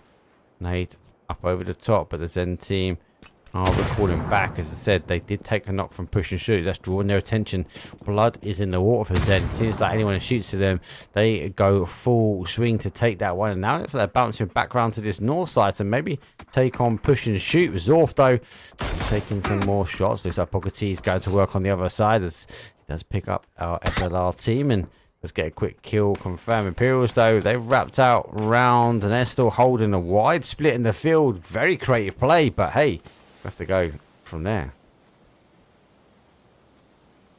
And Imperial looking at where their position at one of their players is out in the open. As for Angelo having to make his way in now, Prosciutto is starting to get in close towards this one SLR player that is still left standing. The molly is going to start to come through, and I don't think it landed, so he's going to be able to get himself or to stay alive for a little bit longer. A couple poke shots, but none of them really connecting. Now the nades should be starting to come through, and there's no way out of there for Milo. Will be taken down, and that's another one on the board for SLR. We are into the points now, though, considering that there's still 7 teams left standing, and there's 21 players on the board. Migos is one of those players, and Migos was one of those players, as push and shoot will take him down. 6 teams now left standing. Push and shoot, still 4 players, and 3 of them are right on each other, and they have an anchor still holding this Zen team back. So once Zorf gets into it, oh my god, here's those players right above him. He's able to take down one, but immediately gets finished up after the count, as Mice should be able to get revived anytime soon now. Yeah, it's going to be a harder hold for him, but they are going to continue to work their way down and out. I think I've pretty broken my headset now. Maybe not. It's definitely, I need to get a new headset. Anyway, teams down to 5. We are nearly in our top 4, and the games are working their way down to the final section. So, final couple of teams are done and dusted, and yes, that headset has gone. See you later. Adios, amigos. That's all good. Oh, no. It's alright, I can still hear you. That's the main thing. So, push and shoot. Trying to make the play. I just can't hear all the nades going off. That's the only thing. They unfortunately getting caught slightly. They kind of took a shot at Zen, and Zen then went back for them, giving up that fight on that sort of south side, and push and shoot refusing to let it, I suppose, them take all of the action, but they're able to get the reses back on. So push and shoot in our top 4. 3 do remain. Then has lost one, but they dropped the ball massively. Yeah, that was just an absolute huge drop of the ball. Now the 2 players left standing. Those 2 players have been caught out. The one knock should just be finished anytime soon, and it's looking like one of those games that Zen should be able to take if they don't make any mistakes. They just have to clear out these last couple push and shoot players in order to get themselves in a great position for these last couple of zones. Now, considering that they are one of the only teams that, or no, actually, I was going to say that they are one of the only teams with a lot of manpower still left standing. There's actually a couple other teams still with 3 players and 4 players. 976 are one of those with 4. Ace is one of those with 3. And we do see a little bit of a standoff as these teams are starting to rotate their way in towards the zone. And looking at the position that push and shoot have, they are able to get away from that Zen team, and they will just be able to take that low ground and hold it for the time being. 976 has now been spotted out, has to concede himself and get out of there, making sure to play that high ground in order to get himself healed back up. But again, push and shoot, they are starting to run into a different team. Aces is that team now standing here. Aces as well, though, a team with still 2 players left standing, so we might be going into a 2-on-2 there. As that would perhaps be the right play for push and shoot. If they do go for that 2-on-2, they might be able to take those down, and then they have a lot of area to play for in the last couple of zones. Yes, it's hard to go. I'm just keeping an eye on the map at the moment, because it depends on where the teams move on this one, where they go. It looks like obviously our team 976 came fighting for this way. They've now kind of got shot back, and they've now pushed back. They're staying tight. They had this kind of anchor player in the middle. Looks like they're trying to bounce east and west to try and get as many kills. Why that's happening, that's going to allow push and shoot, who are already on 9 kills. They're able to kind of roam free. Now, they have been spotted off. Seifu is the final player here for Aces, and Aces a little bit down on the luck at the moment. They are only 2 kills on the board. Has used the card. Seifu goes on the outside zone, gives him a slight bit of love, and comes back. He doesn't have to move. Maybe he can allow these teams just to kind of duke it out at the moment. But if I know Blazer, I don't think they will. He's gonna try and get one of those nades over that hill and far away. I think at the moment he figures out he's there and how he can get that nade close enough, I feel like that's gonna be it. There you go. He's seeing the leg. Seeing the leg. There we go. There goes that nade over the top. Oh, it gets picked up by the car. Causes some damage. He does have another nade, but at the risk of getting that done off, 976 have dropped him down. So killing spree nonetheless. Push and shoot. Oh, is he going to go for the res? I feel like he's going to go for it. Looks like I think he's got it, because the other team, they're going to fight each other now. Look at this. Oh, yeah. They spotted out each other now. 976 against Zen Esports are going to be fighting against each other. So, oh, God. That AWM able to find the head on top of Vasku, as he will now fall. Zen are down to 2 players as well. This is looking like a comfortable 976 win, 976 win towards the end, as Atbias is starting to throw those nades, is starting to throw those flashes upon those couple of Zen players. They are starting to make that flank happen. They just time it right. They might be able to take down these couple kills while these couple kills while the rest is coming through. Now a couple of nades on top of them. None of them really doing much, other than to blind them for a couple of seconds and to perhaps keep them from pulling off that res. Zen is going to be able to take down one, but immediately Williat comes through with the trade. Misa, last one standing. Misa here with the M416. The flank does come through. It is spotted. 1 HP. There's no way that you can get yourself out of there. In the meantime, Push and Shoot have managed to get that res off, and they have managed to put one on the rotation. Blazer is that one player, and he might be able to spot out one if he is able to. If he is able to get that one knock, they might just have a way back into Let's this. There we go. go. Yeah, that's it. Is he going to be able to get the finish? No, he's not. Now he has to start pushing up. He has to take advantage of the little leeway that they have. They know that there's 2 players down. They know that there's only 2 players left standing on this 976 team. One of them might be able to get the rest coming through, as they did manage to carry him inside of the zone. Now this flank is starting to come through, but I feel like Bugger T is aware of this. This is a great play for them. All that happened where they were seeing that fight between 976 and Zen, it allowed Push and Shoot, who let's not take anything away, instantly reacted to get the res on there, and they were lucky enough. The call was right. They were too far away. You could get the res. They got the res in play. He doesn't. Unfortunately, Blazer doesn't have the meds though to get fully stacked up as quick as they can. It will go back to a 3 versus 2. But Push and Shoot they might not have the guns, they might not have the AWMs and stuff, but they have a bit of PUBG luck on their side. See if they can get some not great spray from the M4 with a 6 times. Gets the first set of shots on. It's going to become a little bit of a target now. Blazer needs to find a new angle as he goes down low, using the hillside to wrap all the way around on this northwest side. If Bugger T can just stay alive for long enough, it might allow Blazer a great angle, depending on which way these teams push their way around. This is something that I love seeing from Push and Shoot. They're just taking those flanks time and time again, splitting themselves up.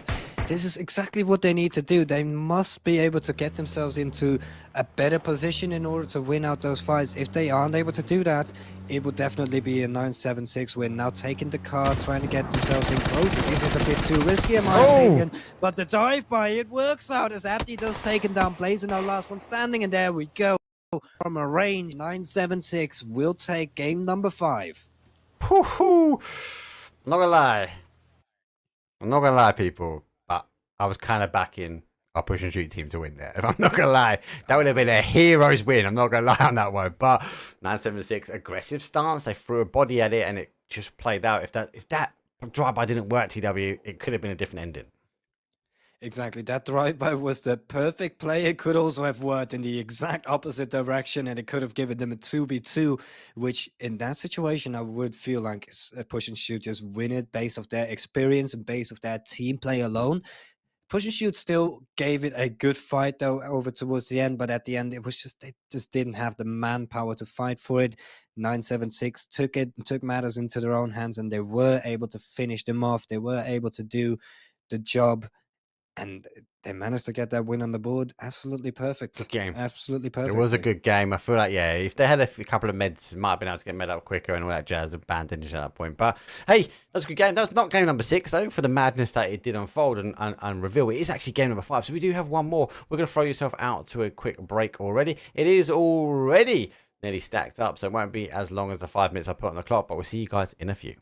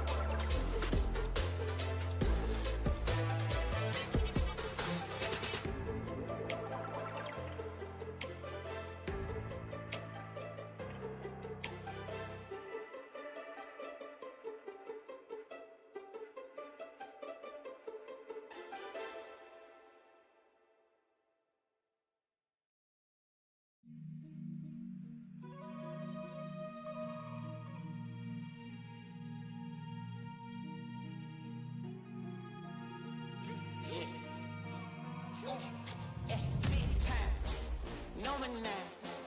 Diamonds in my teeth, I got a lot of shine. Running up the number, that's a lot of crime. Try to take it from me, must be out your mind. Big time, lot of slime. Smoky in the air, that's a lot of prime. Pockets running over with the dollar sign. Try to take it from me, yeah.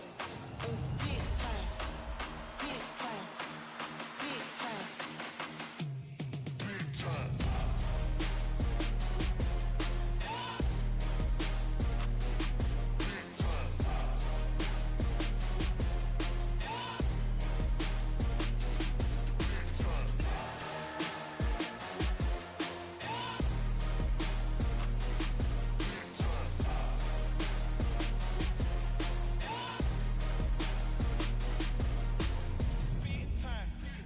Number 9.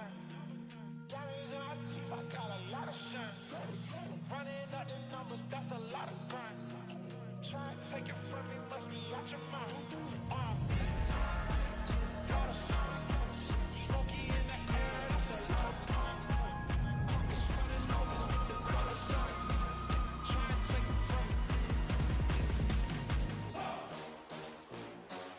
Big time. Big time.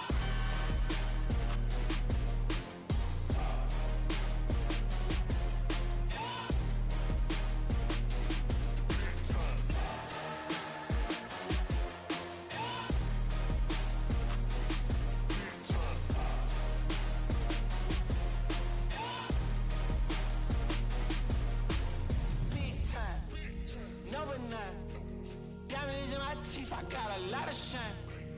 Running up the numbers, that's a lot of grind.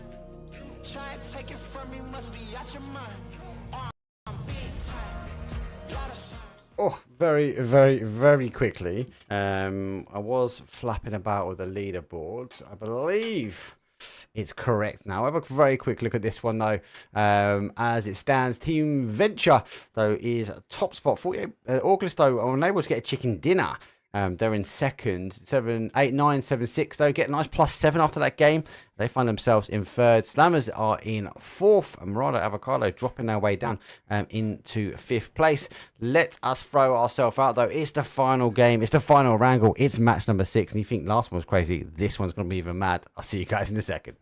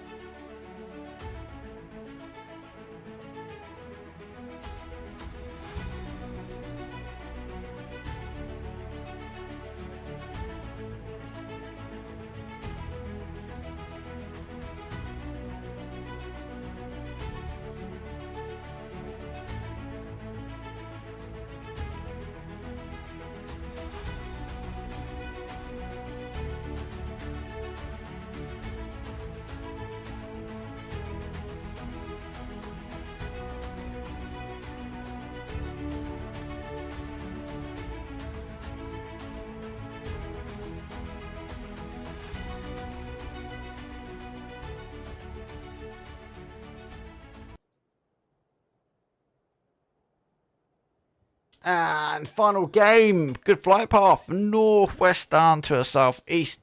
Boring flight path, TW. I mean, crazy zones, hopefully. Yeah, they mean crazy end zones, in my opinion. Hopefully we get to see that. Hopefully we do get to see some of that action that we have seen all day long. And hopefully we do not see one of those more boring games to come through. And yeah, as we do have to, or as we are starting to land, the last couple of teams are now starting to jump out of the plane. And hopefully we get to see some of those early on fights to come through and just straight up action 24/7. Oh, it is going to be straight up action 24/7 when it comes down to game number 6. 17 teams, 67 players. As the plane has now finished, we've got 15 seconds. We're shy of 15 seconds now before the zone will expose itself. I'm going to see a few teams die over. I wonder if we could get a minute round. 5 seconds to go. It will take actually a little bit longer, so it's 30, so another 10 seconds. But kind of thinking it has a capability of being a melee. Could see a southeast again. We could maybe see it go center. That'd be good. Or it could recall high up, but it doesn't. It recalls center. So center is loads of options for anything from a Pachinki ending, potato, in between school and flat, maybe recording back across that east hand side. I do like this ending here. It's always crazy. This is the plug socket, the UK plug socket. Some people call it other things. I can't say it on stream. It's very rude. But we're going to have to wait and see. There are loads of things that are open for grabs, but all of our teams, give or take, have the freedom to rotate in. There's a couple of areas we might see a few bottlenecks, and that is that northwest section between A and O are smoke walls and potentially Murado Avocado, and where they come in over by the Everest, and where do they stop? Massive split from push and shoot. They need to consolidate that really, really quickly, and maybe condense down. Maybe Rozuk. I can't see him keeping players on that north side. It's too much down in the south, right? I think it's too much down to the south. Yeah, I think it is. It could recall back, and we could see some at North Store in above Rozuk, but I can't see it ending now. So I don't think so either. No. We'll have to wait and see how it rolls. No team's rotating just yet. Looks like our BBL team are having a bit of fun themselves. A bit of fun. What is happening to say over there? What is happening? That is a spectator's blip and a half, mate. Just some good old-fashioned PUBG. I think that happens in every game, though. Yeah, 100%. It's a little bit of spectating problems. Oh, DKS with the support. 14 months, mate. Jeez Louise. Wow. I can't complain. He is a good friend around the corner. Doesn't live too far away from me. All sport. And actually, a really good PUBG. A really good COD player, actually, to be fair. Does do a lot of COD on console. Did tinker with doing some events. I'm trying to tease him to do some more events, but yeah, he didn't listen. But yeah, him and his team are good. You watch his team; they do play well. They play a bit more passive. They won't play that aggressive starts. They won't be like that team that goes run chasing kills, but they will get wins every single time. So I've told them to just try and compete. We'll have to wait and see. But what we are waiting to see are these teams rotating in. Looks like our push and shoot team have gone for that south side. Zorf is leading the way back towards Blazer. Should be able to pick him up, take him down to the highway. And I'd be interested to see where they put up. Or doesn't give up, doesn't get Blazer. Might be the car behind. He's wrapping their way around. Drop though is over by the rest of them. Highway. This section here is always a hotbed of action for these teams rotating in. Can kind of see maybe them tying themselves up to where Bogati is. This ridge, this little plateau above them is wonderful. Like, teams can play out of here really well and catch these cars in rotation. Just got to time it right. I remember back in the days when I played a lot of PUBG that was just one of those very dangerous areas where if you moved past it, you were definitely gonna get a lot of bullets inside of your body, and you were definitely gonna have to call for your teammates to help you out every couple of seconds. And now that little W taking those cars in towards this little compound. And they should be able to hold that quite comfortably, and since it's just basically in the middle of the zone, it shouldn't be any problem for them, and they should be able to just get those sightlines, get those angles upon every single one of those teams that is rotating in towards the zone. And what we already are seeing is August taking quite an aggressive stance. They've been so aggressive today, and hopefully we get to see a little bit more of that right now, as they have moved in upon 976 as well. One of those four teams that is in the top four, and that could perhaps win out this scrim day. Of course, we aren't playing for money, so it's all for glory. It's all for practice. But of course, just taking a win on a scrim day, it's always going to be nice. It's always going to be a huge confidence booster going in towards when an actual tournament where it's actually for money and for actual real big glory and stuff.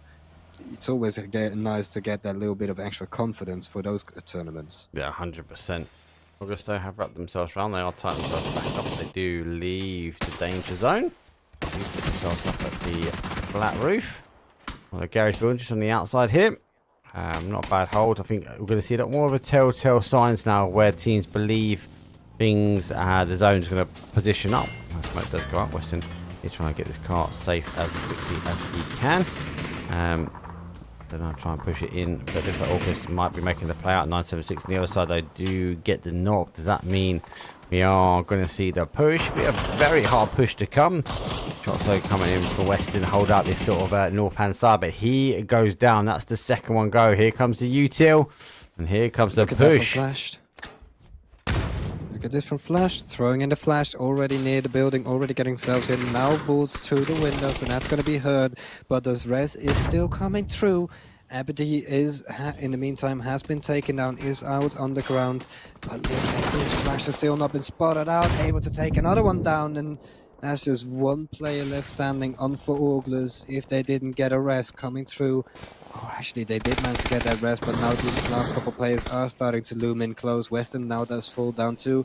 Slow left on to the last Auglers player as he just will be taken down, and that's Auglers out early on again. And again, they will not find anything towards these last couple games. On Arango, it's been quite bad for them, to be honest. On those other maps, on Diego and Myanmar, they did some absolutely amazing stuff, but here on Arango, it's just not been their map. No, that would just finish it up here. The danger of this section, though, is the third party action. Himno taking the shots, Pocket T, picking up his boys. He will dodge, duck, dive, and weave and dodge as much as he can. But he needs to get his boy behind cover. Should be enough now to get the res back on, and looks like 976 be doing the same. We have lost, I believe, the LOL team also. As Project X under fire from our smoke wall team. They had that 2-2 split. This is madness. I can't keep up with this. I need another 10 cameras. Someone get me some more cameramen and ladies involved. Morado, Avocado, they're pushing their way in. A&O on that adjacent side. We'll go back towards Team Venture, who have pushed in on Team 976. Res, though, will happen. I believe that is the final player for them. Is up. They are making the push now. They will need to try and hold. Shots, though, do come through. Trying to use a little window where possible. She just throws away a nade. Let's get a re-knock back, though, from that hill, from Potato Hill. Gets one back down. Team Venture will be reading that kill feed strong, knowing there is a player. They got no molly in hand to try and stop the push coming up, and I feel like he's not going to be able to get this one. He's going to have to try and take the shots. Gets him down to 1 HP, but not enough as the Team Venture stack up and they go. They find themselves in and on top of things. Looks like Beyond, they are giving up on the fight here with our Imperials as they push back away and out of this fight. I think that's it. We calm now. If we all stopped. I know it's game 6, people, but come on. We're not quite calm yet. Yeah. We do see a little fight happening over towards the ruins here. Well, no, actually, this is not the ruins. It's not quite. It's Warworld. That's a wrong call out. Yeah, it's as I was looking at the map, I saw the wrong thing. Not far, mate. It's not far. It's right behind them. They came from the ruins. Yeah. They came from the ruins. Yeah, exactly. Yeah, it's just a little bit of a brain fart. It happens, but we do see this fight coming through from A&O, and we do see them fighting against the map number 2 winners, Mirado Advocado.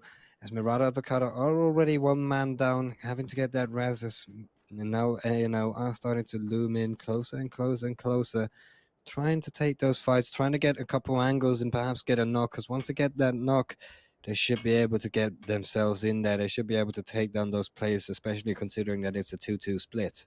Yeah, zone to come back away.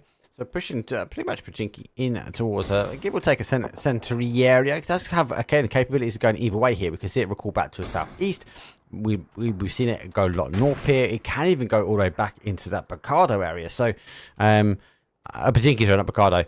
It can end in around here, and the field's not great if it does. I think we're going to see a couple of stagnant fights though happen, as we are seeing a lot of third party action. Smoke Waldo taking the tyres down and out here. Project X though, they've really lost 2. They're trying to thread the needle, maybe take one of these compounds just on the outside of Pachinki, so will be a easy hold. They're going to give up their car, but it means they should get in.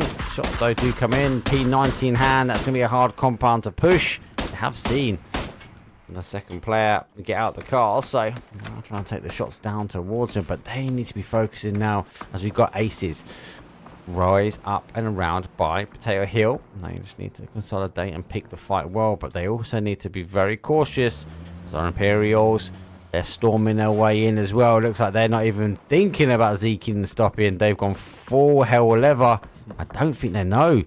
Instead, He's watching, waiting. I think he's going to wait for him to commit a little bit further away. He does. There's a quick kill. Can't quite get the confirm. No, might need to wait as Ace is now pushing their way down.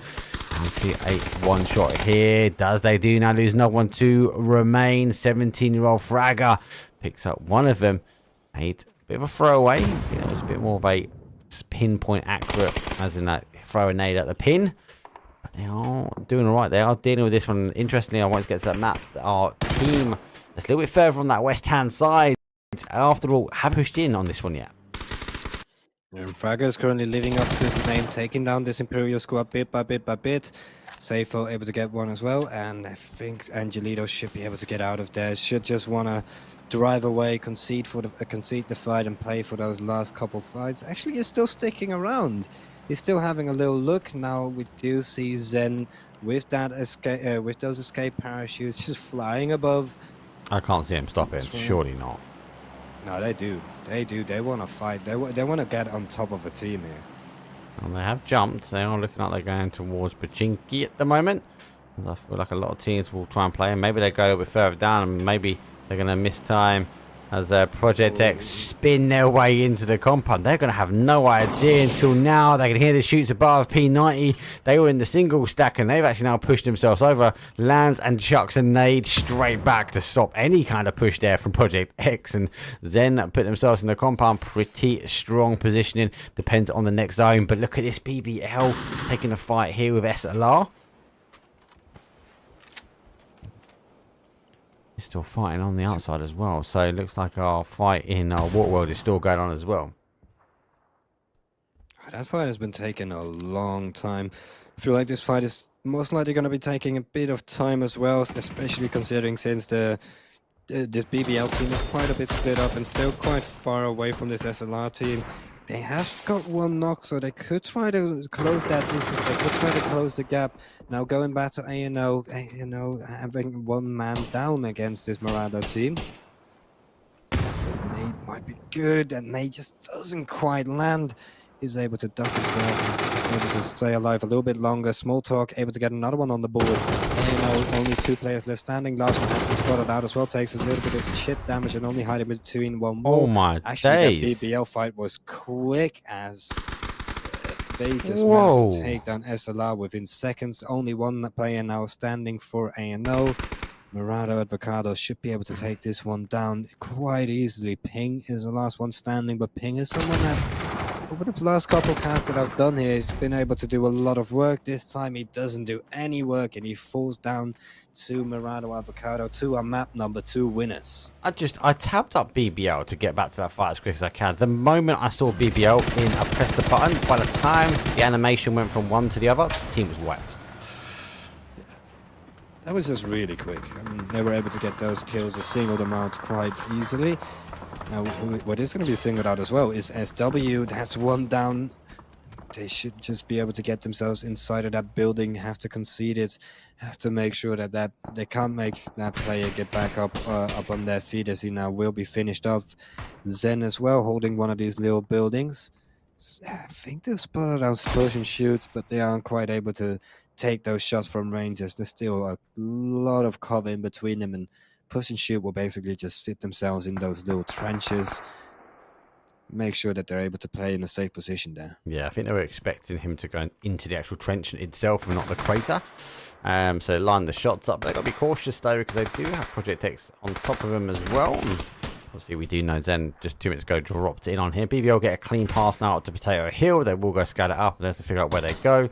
We are seeing Aces now also push back for the high ground as well, so we might get a little bit of a fight by tap up Aces and BBL. Murado Avocado, after being the Victoria of our water worlds, they now push themselves in. Longer rotation. They've got no information though really to hand, and this zone is very dangerous for the ability that it can push back towards that Pachinki section as well. So I have to wait and see. It is game number 6 though, so it's our final game of the evening. And there are going to be teams that are looking to get the points up. There are some which just want to get the animation on the go. So after all, definitely getting ready now for the weekend.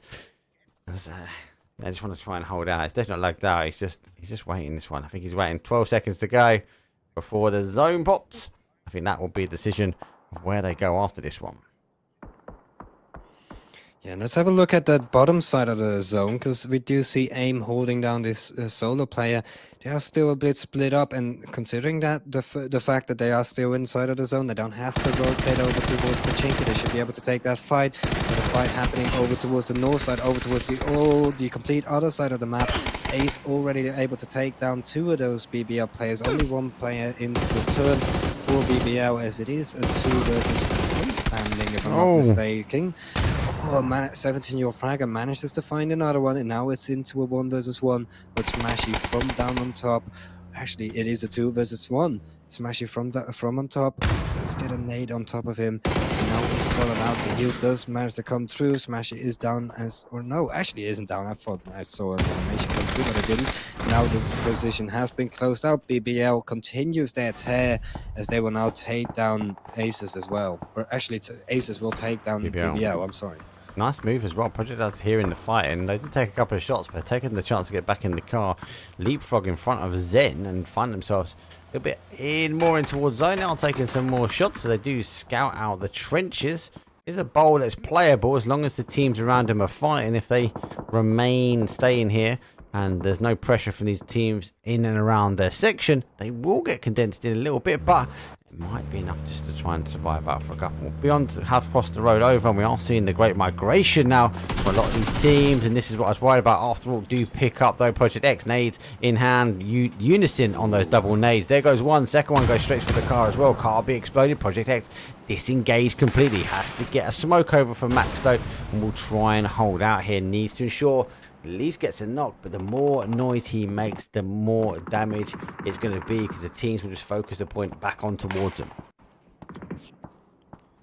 And Project X are just in such a bad position at this very moment. AA holding that ground, making sure that they aren't really able to get away from there. Hibako now with the flank as well.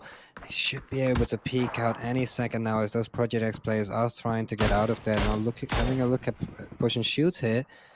Still just sitting in the trenches, not much happening over there. Nocturnals does manage to find a knock over towards one of those Marauder players, and there's no one there to back him up. They're just going to have to concede their losses, as they are still 2 players left standing, and one of those players, I think they might have been able to find a fight. AA now taking down Project X, continuing where they've left off, making sure that they can hold the middle of that zone, making sure that they can fight off every single one of those teams. That is a interesting drive by multiple teams straight through the field of Pachinko. They get themselves out onto a little bit of a crevice, but they become Team Venture's next target point. Shots they do come in, they do connect. They have to get some shots back onto that window. Smokes are deployed as Gal will try and hold out, and there comes another big shift. It is going to be down to our push and shoot. They can't live to that name of push and shoot. They got to dig themselves into these trenches now. And talk about trenches, we are seeing knock. They're having to come out of their trenches though. One volley is gone off as they have got the knock. Final player now is Gal having to defend themselves. They got a quick kill and confirm, having to retreat back to that smoke wall as potentially lose the teams, as the last call, that would have been a pretty bad nade if your player was still knocked. You pretty much pinpoint accurate onto that dead body. The next set of nades though are coming over, but it's going to be a little bit too late. We are seeing now Team Venture having to play out as well. They're able to get one Fox laying low, realizing taking fights on multiple teams. Now it needs to pick on the players that are going to cause damage first, and with the smokes going out, it will force Smokeball to look to their direction. Rado Avocado do get a quick kill, confirm, as Smoke will have to back up now against the tractor, but it's looking pretty bleak. Here comes the car rolling down. Pains, I think he sees the player, doesn't quite see the player though. No. Chucks a nade across that smoke, and eventually Murado Avocado do pick up one. Team Venture had no idea about that player whatsoever. They didn't have any idea, but what they do need to have an idea on is these push and shoot players that are starting to close in towards them. They're just holding the line between the zone and the danger area, as Venture, they have to get themselves out of here if they really want to survive. Nocturnals as well in a bad position in the trench, having to get themselves out of here. Aces is now eliminated as well. Zent is able to take those down. Now Venture does manage to find a couple kill. a couple kills as they do shut down a couple teams. They have been spotted out, and one of the players does fall down now. Now they're left onto 3 players as Murado Advocado. They're caught out in between a couple teams, but somehow, some way, they're able to rotate quite freely in towards the zone. Now one of them gets picked up. One of them is going to be down. Only one player left standing for the map number 2 winners as they do try to.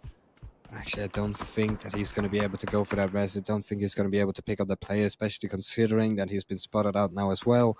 He's just going to have to concede his losses, but I feel like he should be able to be playing that position for just a slight bit. Now, Venture, only one player left. Yes, he has been spotted and he has to start moving now, and I feel like the zone should be taking that damage. He should be down. Actually, he does manage to get the kid off. And zone from a distance is down. Yeah, gone for zone. Very hard to come out of that one. The numbers, they needed the numbers to get out, but with Murado Avocado, they were the ones causing the problem. And look at this different ending. A couple of teams now with 4s as well. So we've got a 4v4, v3, v2. So numbers though, and that parachute drop though from Zen has worked out for them. Push and shoot, they're now on the outside foot as they have got no kills. They've been in the heart of the action in the trench for quite some time. But now they need to get up and get moving. It is a bit of open ground for them, but open ground nonetheless. They can get themselves in if someone takes the eyes of Zen, which could be our team after all, as they are now extending themselves in. Yeah, Zen just holding the line as they have spotted out AA. Or actually, push and shoot has spotted them out. Push and shoots are one of those zones that do have to still rotate in towards the zone. But then finding these kills upon AA is definitely huge. They might be able to just wrap around and take their position now. Push AA has been spotted by a lot of teams. Are down to 1 player. Push and shoot will start to make their way in bit by bit by bit. But Zen, just holding such a great position in the middle of the zone, is able to rain down fire upon every single one of those teams. In the meantime, Bugatti has managed to pick up another one on top of those Zen players. And Push and Shoot, a team that had to rotate in all the way towards the zone, in towards all of those players that have a high ground, that have the better position. They still managed to claw themselves out of it bit by bit by bit. Yeah, they are. That split, Bugatti obviously took the opportunity to go a little bit wide. I think he's going to extend himself a little bit too far in. Squeaky is going to be right next to him. This is Squeaky bum time. Bugatti does eventually whip some shots towards him, but it's a bit too late. Does will get the finish up here, so it goes down to a 2v2 v1 v2. The team that kept away from the danger is the team that hasn't lost any, and Push and Shoot do take 4th place now. After all, are themselves up on 8 kills. Beyond now leaving their merry little field of cover. Be hearing all the rattles of thunder of the fighting on the outside, and have to try and figure out where these teams are playing in. Now, the downside for Beyond is everyone will know there'll be a team in there because they've already got knocks the other way. After all, they've been confirmed down to their final player. Tricky clears that one. And after all, though, 8 kills on a final player and instantly taking the same positioning away from his teammate. Needs to be cautious as he does run through. P90's dangerous though, TW, to go into the final zones with. Yeah, the P90 is going to be very dangerous, but of course you have to close down that gap if you do want the P90 to be fully available, to be fully living up to its potential. If not, then that P90 could be a little bit useful. Now does spot out 1 player, and yeah, there we go. It's still a bit of range, so it's not necessarily going to be doing way too much range and way too much damage, as that Molotov is actually almost perfect onto Klim. Does keep on the fire with the P90. Zen will take him down. That's after all down, as it's all left up to Zen and Beyond. Zen last game they were in the top 2 or top 3, and they weren't able to close it down. This time they're looking to close it down though. A little bit of BM coming down from that Zen players. Beyond, the team that has been so quiet this game, has managed to claw themselves into the last 2. And has a chance to perhaps win it out now. Big wrap for them as well. They left the compound. They've gone for the shallow side of zone. So following in that after all section. So, yeah, they're going to lose a little bit of information, but they might actually stand a chance for getting away from the team, but they can't drop the ball, though. When Vascu is ready, our Zen team is going to close in. The only advantage they've got is they've got enough time. We might find Beyond will stack back the other way, rotate their way back round, and Zen are eager to try and finish this one off, though, and that is it. They go for the marathon back, and here comes the P90 lurking in, closing in on that shark head, though, as Beyond able to get the res on, and it will fakey smoke, I feel. But I don't think it's going to fool anyone at the moment, as they can see him coming out of the trenches. Ricky, P90 in hand. He's got enough in the chamber to finish these two off quite quickly. Beyond actually have got back to a little trench on the other side. So a little bit of a cat and mouse at the moment here. The last. Yeah, some Tom and Jerry moments coming in as they are starting to have to make their way through. This might actually work out for Beyond, because they might be able to catch our Zen team out in the open. They've just got to peek up a little bit and play a little bit aggressive here. It's the last game. It's a scrim. Get stuck in there, lads. I will agree with you on that, but the thing is, though, the blue zone is going to be such a huge problem for Beyond, especially considering that this is a little bit of a hill. So once that blue zone does really close in, they have to peak above the hill. They have to put themselves out in the open position. Then they need to hope that they can play behind the 3 or 2. Now, Vascu is going to be going back. He does seem to realize that one of those Beyond players might have just wrapped around, and that is the game plan for Topake, as he does lay himself down. It's kind of 1v1 v1v1, right? There's like they're playing 4 separate ones at the moment. Yeah, it seems like it. Vasco trying to spot him out, but isn't quite able to do it. I feel like Zen have got the better cover. He does get the initial shot.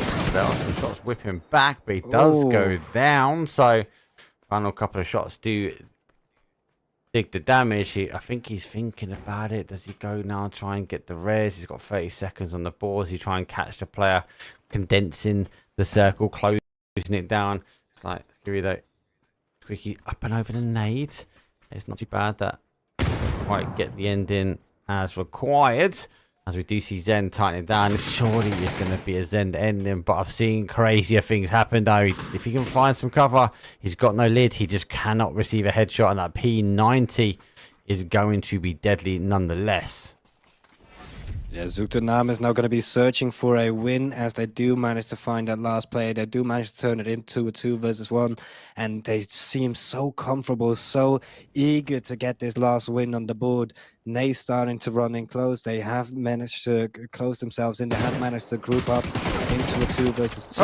The last one player spotted out. It's a P90 against an AUG. And the AUG is down to low HP. Flash coming through. That might actually make sure that Squeaky is not able to peek for just a slight bit. As Sarai is going to be able to get that one on the board. It's only one though, and the P90 will start to close the distance. Has spotted his ass. He's not able to get himself in there before the heal does come through. Sarai does try to go for a little bit of a peek, goes for a little bit of a poke. Now down to 2 HP, and I don't see any chance Zuta win will search for a win, as they do manage to get this last one on the board. Oh my days. Our Zen team, 21 point game. Let's go. Jeez Louise. Talk about an ending. I thought it was going to be a quick clean 2v1. Bosch being able to tuck himself around that tree and tap down a player, push it down to a 1-on-1. And the P90 was out in the open. So he had an argument that he had the cover to fight from, but unable with that no lid to finish it off. TW, thank you very much for joining lastminute.com. It's always a pleasure to jump on a cast with yourself. For everyone else, what is going on? So we have a few bits and pieces kicking off. We got the rotation kicks off on Friday, so I'm the host with the most. Hopefully we'll find out on Friday, Saturday, Sunday. So that's the finals. That's with these teams are getting around. I actually got work tomorrow, so I might not be able to do the Voltage League production, but I'll let you know. If I don't get the production done, I'll see if I can jump in a cast, do something. If not, it'll be a time off. And then obviously Thursday is free, but it depends on how I feel and how ready I am for the Friday session. Depends on if I pick up another scrim. If I'm around, you know me, I'll pick up a scrim, right?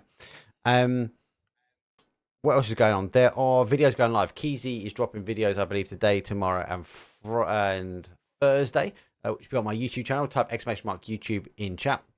I've got a guy now doing all my video production, so he's taking all of the scrims and stuff that we're doing now and actually putting it out into condensed content. But we're actually doing a rotation special, kind of. We're re-looking back at phase 1, phase 2, and phase 3. The teams that got through. We're looking at the clips and all those other bits and pieces. And obviously, then we'll be throwing it out straight in for the final. So hopefully that will build up the momentum for the final weekend, though. That'll be on the official PUBG EU channel. TW, anything else you want to close off on, mate, before we leave these wonderful guys and girls? No, not really. Other than it's, of course, been a pleasure to be here. I would love to come back more often. It's always fun to have a little bit of casting to do. It fills up my day with something fun to do. And yeah, that's basically just it. Hopefully, I've had an absolute great stream. Hopefully, it was great as a viewer to be here, because it was definitely as a caster. And I guess I'll see you all next time. 100%. We'll see you next time. Anyway, see you guys soon. I'll catch you on the next stream. Peace.